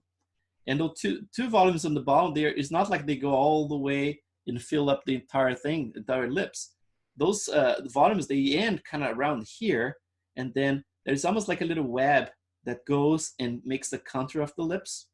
When we have more resolution, I'm going to be able to show you better here. Yeah, they become very complex, you know. And it's kind of like, it really sells the character sometimes, you know, it's like when you have that. So from this point here, if I switch back, you see like from the side right there, you see how much further in this goes. Another thing that we do as one of the most common mistakes is to not add enough depth to the corners of the mouth, right? When you look at the mouth from the bottom, for example, it has to look like an arc like that, right? So you have to have enough depth going this way, and you have to have enough of the nasolabial coming forward as well, right? Just to create that counter effect in there. And then there's a bunch of like other forms that are going to be created in the process, right? So you're going to have your zygomatic muscle, or muscles, a couple of them, creating this form that I just added right here, right? So you have your zygomatic bone right there, and then the muscle is going to hang towards the corner of the mouth this way. So you're going to get a bunch of interesting stuff, you know. It's like you can get sometimes like this little form in there, and then you're probably going to have a little bit more of a volume in here because the zygomatic going from underneath. So you can start like blocking very, you know, it's like almost like a very faint version of it. And as you build your character, obviously you're going to be covering with there is volumes and gravity happening here. You're going to start having some jowls. So for example, like this nasolabial is going to start going all the way down and then creating the jowls in there, right? This guy here, I'm not sure how much of that he does have. It's a very unusual kind of face, but we're going to be doing that. So for the volume of the nose, if I look from the top right here, the tip I'm going to have to add more. Start adding more of that. The nose is also very complex. We tend to sculpt things very simple first, but there's a lot of interesting forms that happen with the nose, and one that people don't put too much is for example, like if you have the little, you know, it's like your nostril in there. Just sculpt very simple. See like how pointy it is right now. From the bottom, we're gonna have to build more that form. But what I'm saying is this, for example, like the nasolabial here, I can make it very strong so you can see it. We tend to just add the nasolabial around here, right? And nothing else. But this, if you observe, like in most of the portraits, it can be very subtle, but it's there. This line continues and goes around here, right? And like I said, it can be very subtle. Sometimes this transition here fades away around there, right? But you're gonna see this volume back in here. So it's almost like it's a continuation. Even if there's a depression around there, it's kind of like it's a form that continues. So that's important to represent too, you know? And everything in the face, man, is gonna be kind of like this, you know? It's like everything is a continuous line, or starts in one thing and ends in the other one. And around the human body, right? Like everything is about like rhythm and how all those lines, they're interconnect, and it's very fascinating, you know. It's like the distance are very amazing too. So at this point here, his chin is the biggest offender, right? Because I mean, like his chin in there is huge and it's very pointy. The chin is another one that's it's interesting because we tend to sculpt the chin very simply, just like put a little done, right? Just put a little sphere in there, it's done. But it's basically like broken down in 3 forms normally, at least like the surface anatomy, right? If you look at the muscles underneath, they might be doing like more complex things, But what you see once you have all the fat pads and everything interacting, because at the end of the day, if you're sculpting likeness, you're paying attention to the surface of the anatomy, not just the muscles, right? The muscles is just part of it, but all the fat pads and everything else, like the sagginess of the skin with the age and gravity, all this is changing everything everywhere. And you have to pay attention to those. So like just looking at the anatomy book is not going to give you the whole picture, right? So when you look at the surface anatomy of a chin, for example, it's normally like three volumes. So you have this middle volume here that I just represented in there. And you have those two side ones. In his case here, it's kind of visible right there. So I'm just going to reduce this one a little bit. I'm going to build up this guy here slightly. And probably like the entire chin is going to have to go a little. I actually have another interface I think I saved with those shortcuts, but for now I'm just switching here. So just going to bring this one in, and then going to bring this one down. But I'm going to try to keep those relationships between like those three volumes. You got a little cartoony there, but that's going to happen many times during the process. And then we're going to slowly correct things. Still the volume from the 3/4 doesn't work in there. Going to have to bring it in. This is a very tricky area actually when you're working on 3/4, because you have to, like I said, like you have to bring the nasolabial out enough so you have the little representation of the fold in there. But then you have to bring this in so the chin can be revealed, right? And then it pops back in. And then in this case here, seems like the zygomatic's lower too. So there's this volume that goes a little bit lower in here. Like I said before, I mean, like in the skulls I was observing, right? Seems like the zygomatic can be like very thin in a certain way. And then sometimes it can be very tall like that. And in this case here, when I was looking at the Native American skull, I noticed that was quite tall for some reason. It might be just that individual, but it's very interesting. So I'm kind of keeping that in mind, but obviously going to be referring to whatever I have in front of me. So at this point here, this is another area that's very important. So I'm going to go to my other magic brush, which is this amazing brush here. You're going to be blown away. It's called the standard brush. And so basically I create like a little clone of it first. And obviously I have one saved, but I'm going to do this again because I always do it again and again. I picked this little alpha here, 39, go to my alpha modifier. And I just tweak this little ramp in here. Have a little bit of more of a tip. As you notice, like in ZBrush, I mean, like this is the tip of your pencil or pen or tool. So it's upside down pen, right? So that's the sharp point. And then for the stroke, I'm gonna just add my lazy mouse. By default is 0.25, which always causes like this dotted line. So to prevent dotted line, just put 0.02. So it's like 1/10 of that original. And obviously it's very strong now, but you're gonna see. So basically like that's my DEM standard. You know, it's just like, I do use the DEM standard because it actually has the pinch and stuff. And I never got used to it. So I just, you know, normally have this brush that's just tweaked. And then I use this one to carve wrinkles and all kinds of stuff with it. And I also use to mark my my model when I'm sculpting something like this. If I have lines that I want a little bit more definition, for example, around here, it's just like bring the intensity down.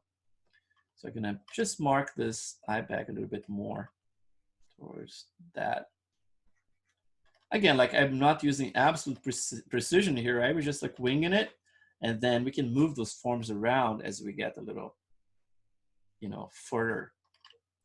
So his eyes are very interesting too, because you have, so for example, if I had a landmark here, let's start with this landmark. So you have like this little line right there, the first one, and you have a secondary one around there. So I'm gonna use this landmark here and follow it towards the eye. And I'm gonna probably start the eye around there, something like that. And then I can just like dig this a little bit, just to get an impression of an eye, but not necessarily anything fancy. And then just coming with the same brush, but positive, right? So I basically like I alternate between Alt and then no Alt. So like now it's like without the Alt, right? It's just building up. I'm just gonna build some of that and just marking very slightly that little fold and building up a little bit more here. It's very low resolution, right? Like one thing you can do as well, when you have a very low resolution mesh, for example, if you press D, it's going to ask you if you want to subdivide like with dynamic subdivision. So dynamic subdivision kind of like helps to smooth things out a little bit, right? But in my case here, I kind of like prefer not seeing it for some reason. I like to see the square version of it. I keep like, you know, if you blur your eyes, it's almost like the same effect at the end of the day. Just blur your eyes. And just gonna add a little bit more of that. Maybe a clay build up. My interface, I swear I have to do a little. You just keep it. Let me just do this since you're seeing. Oh, it's actually better to see the model, and it's fine. Let's just add some landmarks here. I mean, like I'm not gonna detail anything, right? But just remember, I'm trying to capture a likeness fairly okay, but without going too crazy with it at this point, and doing everything symmetrically, right? Because like I said, it's a symmetry you're gonna break later on because we want to save a ton of time sculpting pores later because it's gonna be a pain in the butt, I swear. So we're gonna save some time. But then after the pores are done, man, go to town with whatever you need to do with your model. So I'm gonna build up this area because the eye look very puffy in there, right? So from that angle, it's kind of cool because I can see what's going on in there.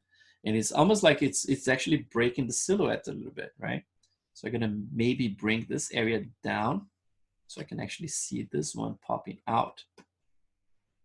Now the profile looks like shit, expected. But we are focusing just on this for now. That's one thing that's so easy to identify, right? If someone is modeling something based on a front picture, it looks like spot on sometimes, and then you see the threads online, and I was like, the guy posts like, "Oh my God, Lexus looks spot on." And then he turns around, I was like, "Whoa, that's awful." You can tell that the guy is actually not using a lot of anatomy knowledge, but it's mostly, you know, copying a front image. That's it. So let's try to, when I rotate in the next iterations, hopefully this is going to look much better than this, right? As you can tell, for example, like from that base mesh that I started, there was an angle. So the eyes are actually getting droopier on the side. So kind of going much further in than they should, than the inside area. So that's why that base mesh was like, oh, okay, we start with this one, but not my ideal. But so what we're gonna do, we're gonna go from the bottom right here. We're gonna try to correct that a little bit. Gonna bring the corner forward a little bit, and I'm gonna bring the inner part in. Create more of that little arch in there. For the nose, probably gonna do a similar thing, just like make sure it's not this elf nose. Bring some of that. And then slowly we're gonna get this thing to look better and better. Hopefully, that's the goal. But, and then this area here, probably gonna push forward a little bit, add more volume around here.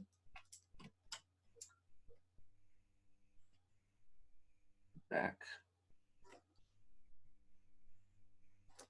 So the corner of the nose in here, I'm probably gonna try to bring a little bit closer to the corner of the eye in here. It's almost like a little curvature that has happened in there. So at this point, it's a little vague what's going on in there, but they're gonna keep tweaking from the front so we're not too lost.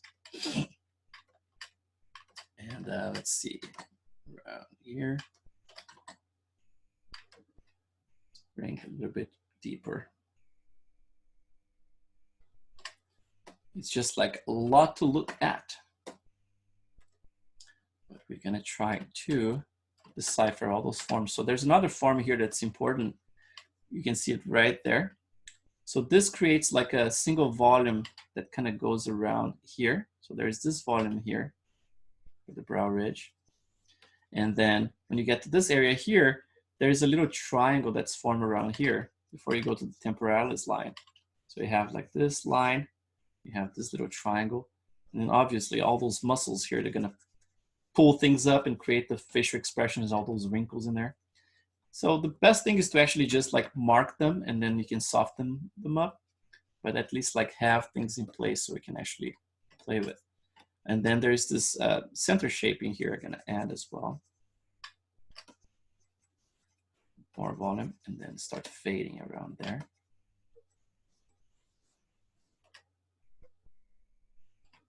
Right, more volume around here. You guys feel free to say anything and ask questions, whatever you wanna do. Let's get some more curvature here too. That, a little bit more curvature. I'm using Alt in here just to bring towards the normals. I'm gonna bring the nose. It's very, very broad in here, isn't it? And a lot of this information I'm looking for here is gonna come from other people from other angles. So it's not gonna be, like I said, I don't have all reference for the same guy, but I think this is a cool face to start with, just for the general look of it. Hold the eyes a little bit.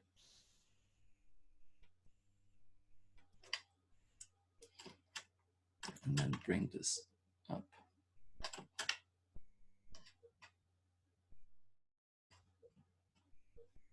There's interesting volume here as well, because I have like the ridge here very defined, but then there is this area that's filled.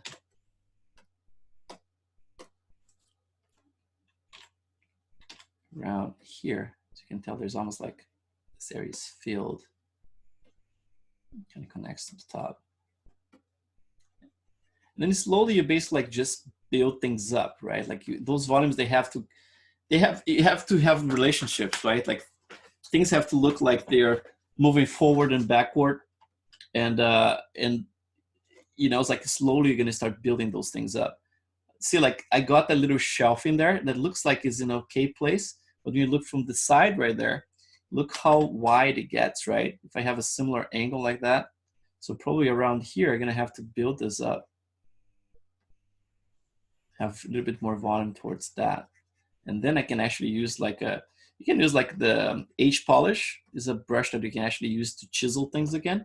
So if you just press H, so basically like you can just go and, you know, like make a flat plane in there. If you really want to mark things, you know, you can do that. A lot of people overuse this. There's a lot of people who use this as a style kind of thing. But the thing is, like, almost like, not almost, but a lot of people are using the same thing. So you look at those models, they all like over chisel like that, you know, it's all like that. And I was like, okay, I've seen that before.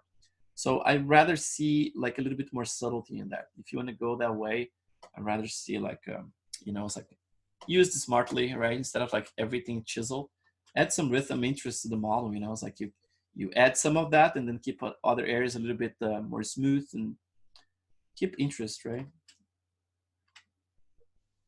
It's important to keep like interest in anything.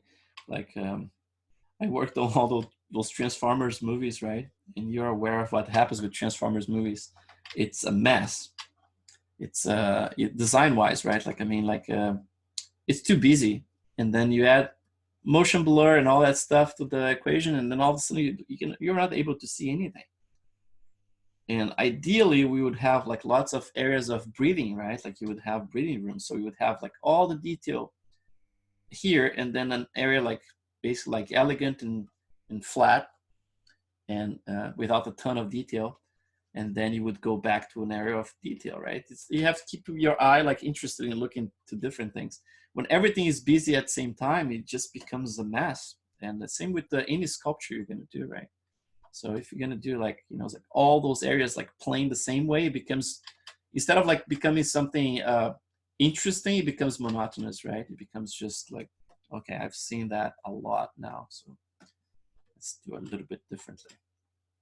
But Chris, yes, I just had a quick question. What do you find it more challenging to do, say, the portrait of someone who's younger, or it's about the same level of challenge? I find it a bit more difficult to when looking at the references and everything, to find those how do you, like, almost like the secondary shapes, so yeah, the transition shapes between the bigger ones. mm-hmm.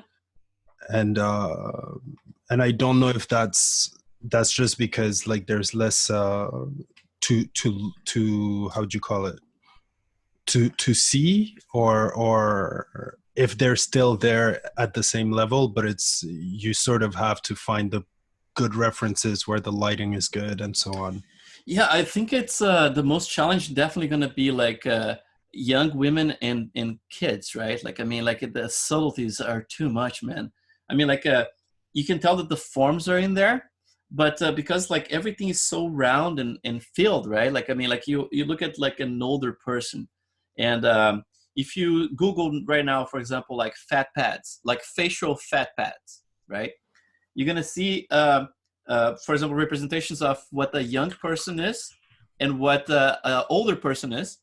I can actually pull it up here too. And then you're gonna see that they shrink over time. So fat pads, facial, let's see. You know, it's like examples like the first one you're gonna find, let's see, this one here, right? Let's see, there's another one, this one. So like a youthful face, like all the pads are all together, right? And that's what I mentioned, like when they say like a surface anatomy, right? Like you're not just considering just the muscle, you're looking at all those fat pads, and everything is so round and soft and everything. As you age, they lose volume. And then as they lose volume, you start revealing more of the bone structure from underneath, right? Like it opens those gaps. And then you see like older people, they look more emaciated, and you can see more anatomy to it. So it's always more interesting, especially for us who like creatures and stuff, to model someone older, because you have more of this gout, you know, it's a much more interesting structure than something that's more round, right? But this is definitely the most challenging one, I think, like to model a female or a kid, like little kids, very challenging because there's no margin for error, right? If you put a tiny little bit too much detail, for example, like if you put the nasal labial a little bit too deep, it looks like an old person all of a sudden, you know? It's like it has to be very subtle. Definitely, man. Yeah, it's like if you're modeling like a female, for example, like you're gonna see like how much more difficult it is, you know? But people get really good at it, you know? It's like I've seen like so many artists that get really good at modeling females. And not only that, they model like very cute females, which is really cool. You know, it's like they have this little formula, and it becomes part of the style too, right? Like you look at every single female model by certain artists, they are cute. They have like this thing, and it's like cuteness that's part of their style too. You know, it's like they all look like sisters. Very, very, very cool. So for something like that, would you sort of exaggerate the, you know, the face with the fat pads and things like that, and then soften it? Like how would you approach that? I think I would approach everything like less chisel. Like for example, I'm approaching this guy here, really defining those the bones, right? The bone structure first. But if I was a female, I probably would start with like a broad stroke. For example, like if the zygomatic was like this, right? Like I see all those corners. I would probably start with something that's a little bit more round overall, you know, and try to actually incorporate the fat pads as I sculpt. But I know what you mean. Like, I mean, you can take that approach as well. Like, for example, like sculpt like the anatomy underneath and then make things softer on top. But I think if I'm sculpting likeness, I would go straight to, you know, like try to capture the form itself from the get-go. Yeah. There's so many ways to approach, you know, it's like it's really limitless, you know. Yeah, anything that you feel more comfortable with. It looks like Picard a little bit right now. Right? Yeah, man, by the way, the guy finally started aging, huh? Jesus. Right? I was looking at the guy like for many years. The guy like didn't look like he aged at all. I was like, what's wrong with this guy? And now I'm looking at this last image of the guy that just popped online. I was like, holy shit. He went like from 50 to 150. Yeah. Yeah. Totally. But it's amazing, man. Look who is talking, man. I look at my face sometimes in the mirror. I was like, holy shit, what happened to you guys? Yeah. Chris, I'm just going to give a shout out to Leo. He was my mentor, and he's basically the guy who introduced me to ZBrush and portrait and all that. So Oh, that's if I'm awesome, man. next to him, That's so awesome. It's a Thank you, small. Mohammed. Appreciate it, man. It was a pleasure. It's a But you small. did all the work, man. You did all the work. It's a small community, isn't it? Like I know so many of you guys like for years, like either like from communities or Instagram these days is like the place where we see each other the most, and some new faces too. You know, it's like in the case of Roger, I just met him at the Unhide conference. You know, it's like we were exchanging emails for a little bit, and then we met in there. We went to have some Brazilian barbecue. It was good. It was good, man. Hi, Chris. Hi, can you hear me? Yeah, I can. Oh, yeah. Hi, everyone. I was going to say, I was going to ask if I could talk to the class a little bit. I was thinking about, I don't know anyone at all, just you and some other guys that I see on the internet. And I was thinking about creating a Discord server for us to share some work, share some, just chit chat. If you guys want that. Yeah, I don't mind at all. I mean, like I'm kind of like I'm not very. I used to be more into technology before. For example, I never used Discord. For example, I hear about it. I don't even know how it works. I think you should go ahead. You know, it's like feel free if there are more people interested, and then I can learn how to use that. You know, and be part of it. Okay, just if you guys want to just hit me on a text on Facebook or Instagram, I don't know, just search my name on it, and I created a Discord server for this class here. You guys want it, so so we can know each other better. And if you guys are not registered yet in the community we have like on Facebook, the little group we have in there, please just like join it. You know. There is a couple of like, of course, like when it was hidden, when it was a hidden community, people were actually asking me to join. They could not see it, right?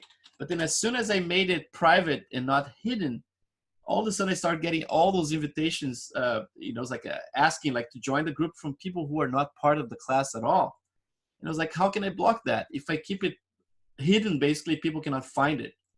And then I don't even know how to add you guys. And if it's like this, then I get like all those, you know, people asking for entering the group.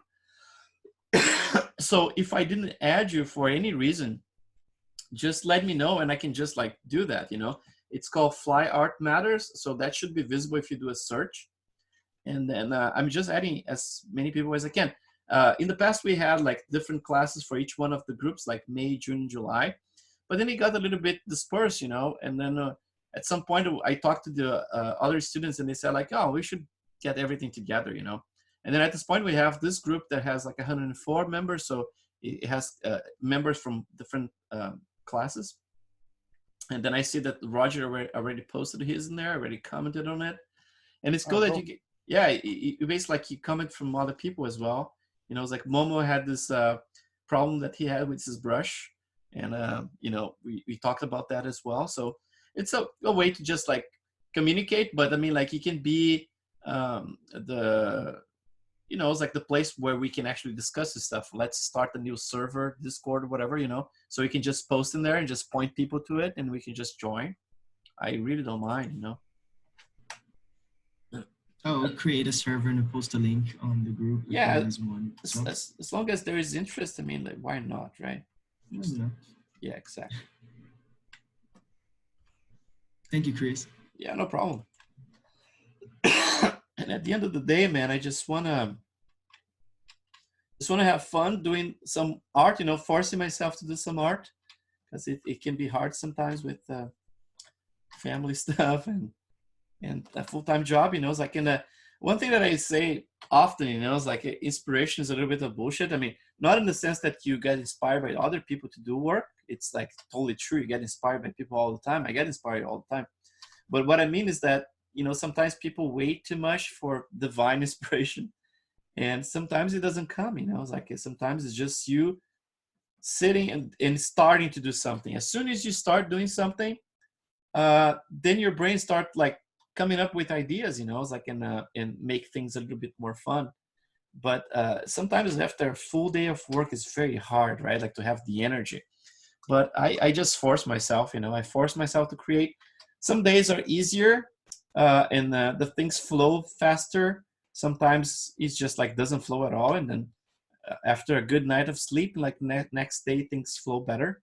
And it's just like I learned how to trust the process, you know. It's like, and trust that things are going to a good place at the end. But there's no way, you know, for me to feel bummed if something is not working, because I know that eventually I can get there.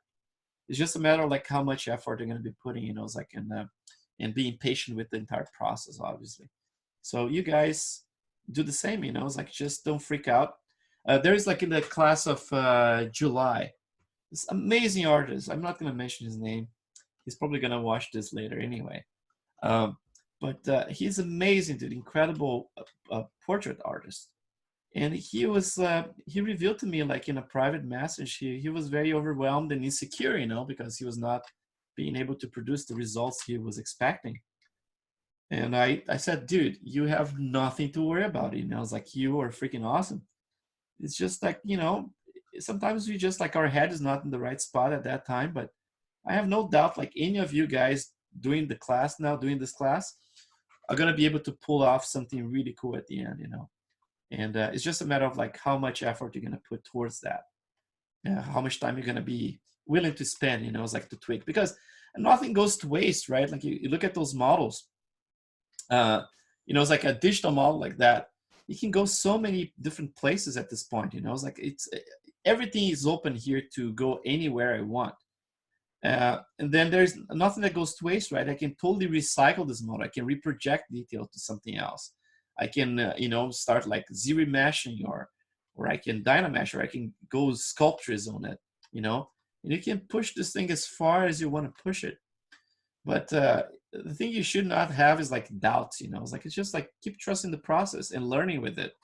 I'm totally open to the fact that I might fail, you know, at all times.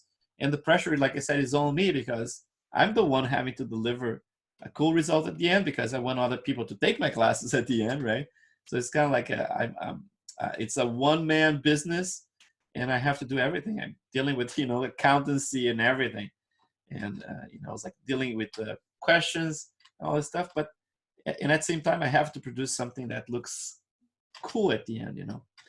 But I trust the process, you know. It's like, if I can't reach that, it's fine. I mean, like there's work that was done before that, you know, it's like people can see, and I just want to have fun with it for sure.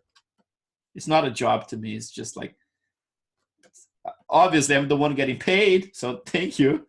But I'm, you know, it's like being part of a group of artists creating something. That's the cool thing about those classes to me, more than anything else. Being part of experience, you know, especially like considering, I don't know if you guys are like me. I'm kind of like a hermit, you know.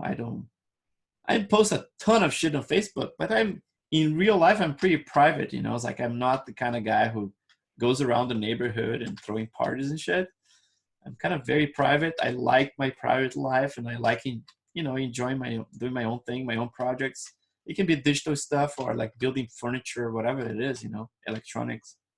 I just enjoy my little life, and of course family, right? But this type of class is pretty cool, because I'm interacting with like-minded people, right?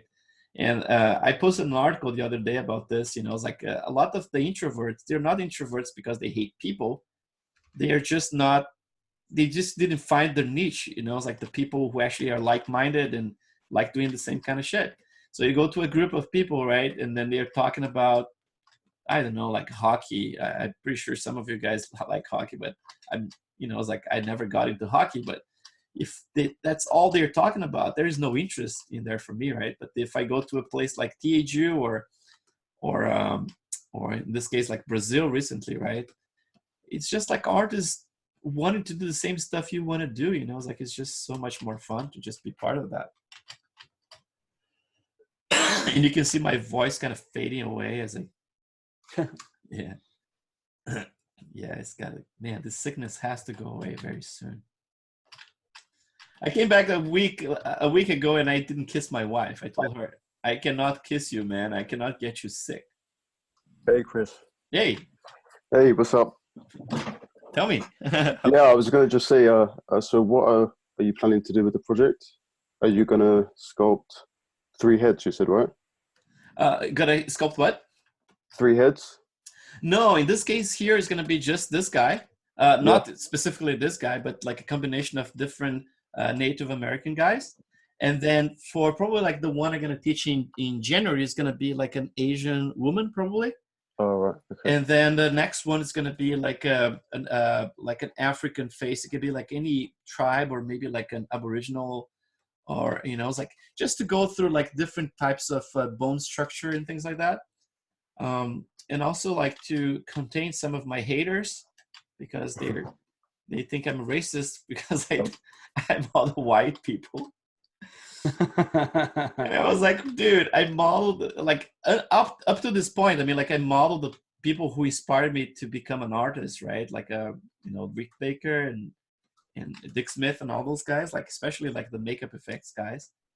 Nothing to do with skin color, man. But then you get like those hate mails, and then it's like, holy shit.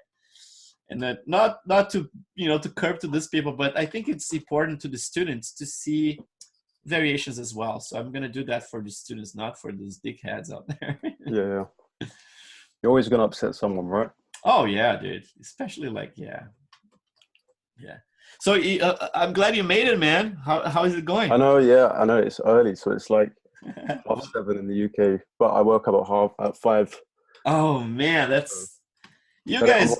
I'm all right. It's relaxing to watch, you know? Yeah. You guys are warriors, man. Just like by doing this, I was telling you, like Rand, he did this, man. He was waking up at like 4:30 or 5 in the morning, Wow.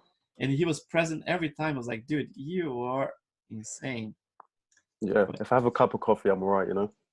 Yeah, and you, dude, you're doing amazing work. Like if you guys didn't check his thanks, man. work, just check his work, man. It's some of the most realistic portraits out there. Oh, cheers. Yeah. I appreciate it. Thanks.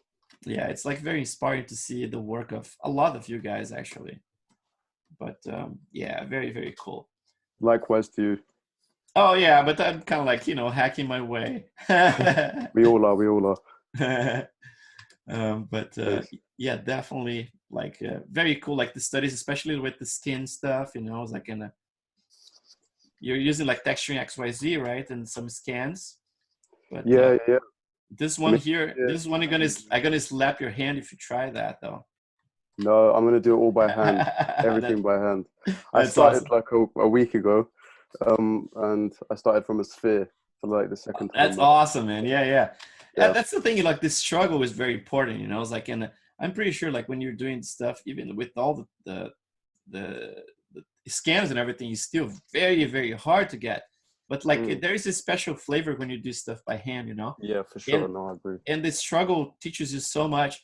And even though you're gonna keep doing like the amazing portraits you do, anything you can incorporate when it comes, for example, like you get in trouble with a certain area at some point.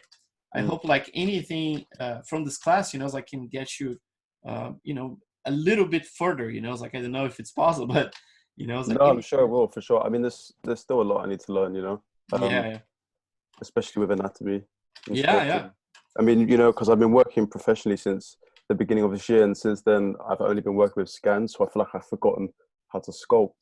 Yeah. So when you get back into it, it's like such a struggle. But yes, but just so you know, the struggle is shared, man, and it's like like the best out there, man. Like I said, this guy who sent me this message last month, it was very eye-opening to me, because you have this when you admire someone's work, you create this like imaginary aura, right? That the person can do no wrong. And I mean, like these people are struggling constantly, especially if you're trying to do stuff by hand, man. It's like, it's a big struggle. I struggle all the time.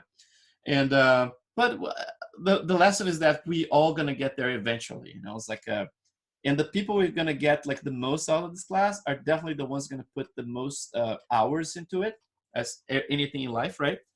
So I'm gonna just have to finish this one for now. Like I said before, I'm gonna be working on it probably like another hour, and then I'm gonna go to sleep. But while I'm working on it afterwards, this is gonna be recorded already and processing, doing the whole encoding, and then this should be up for you guys in about like 2 hours from now.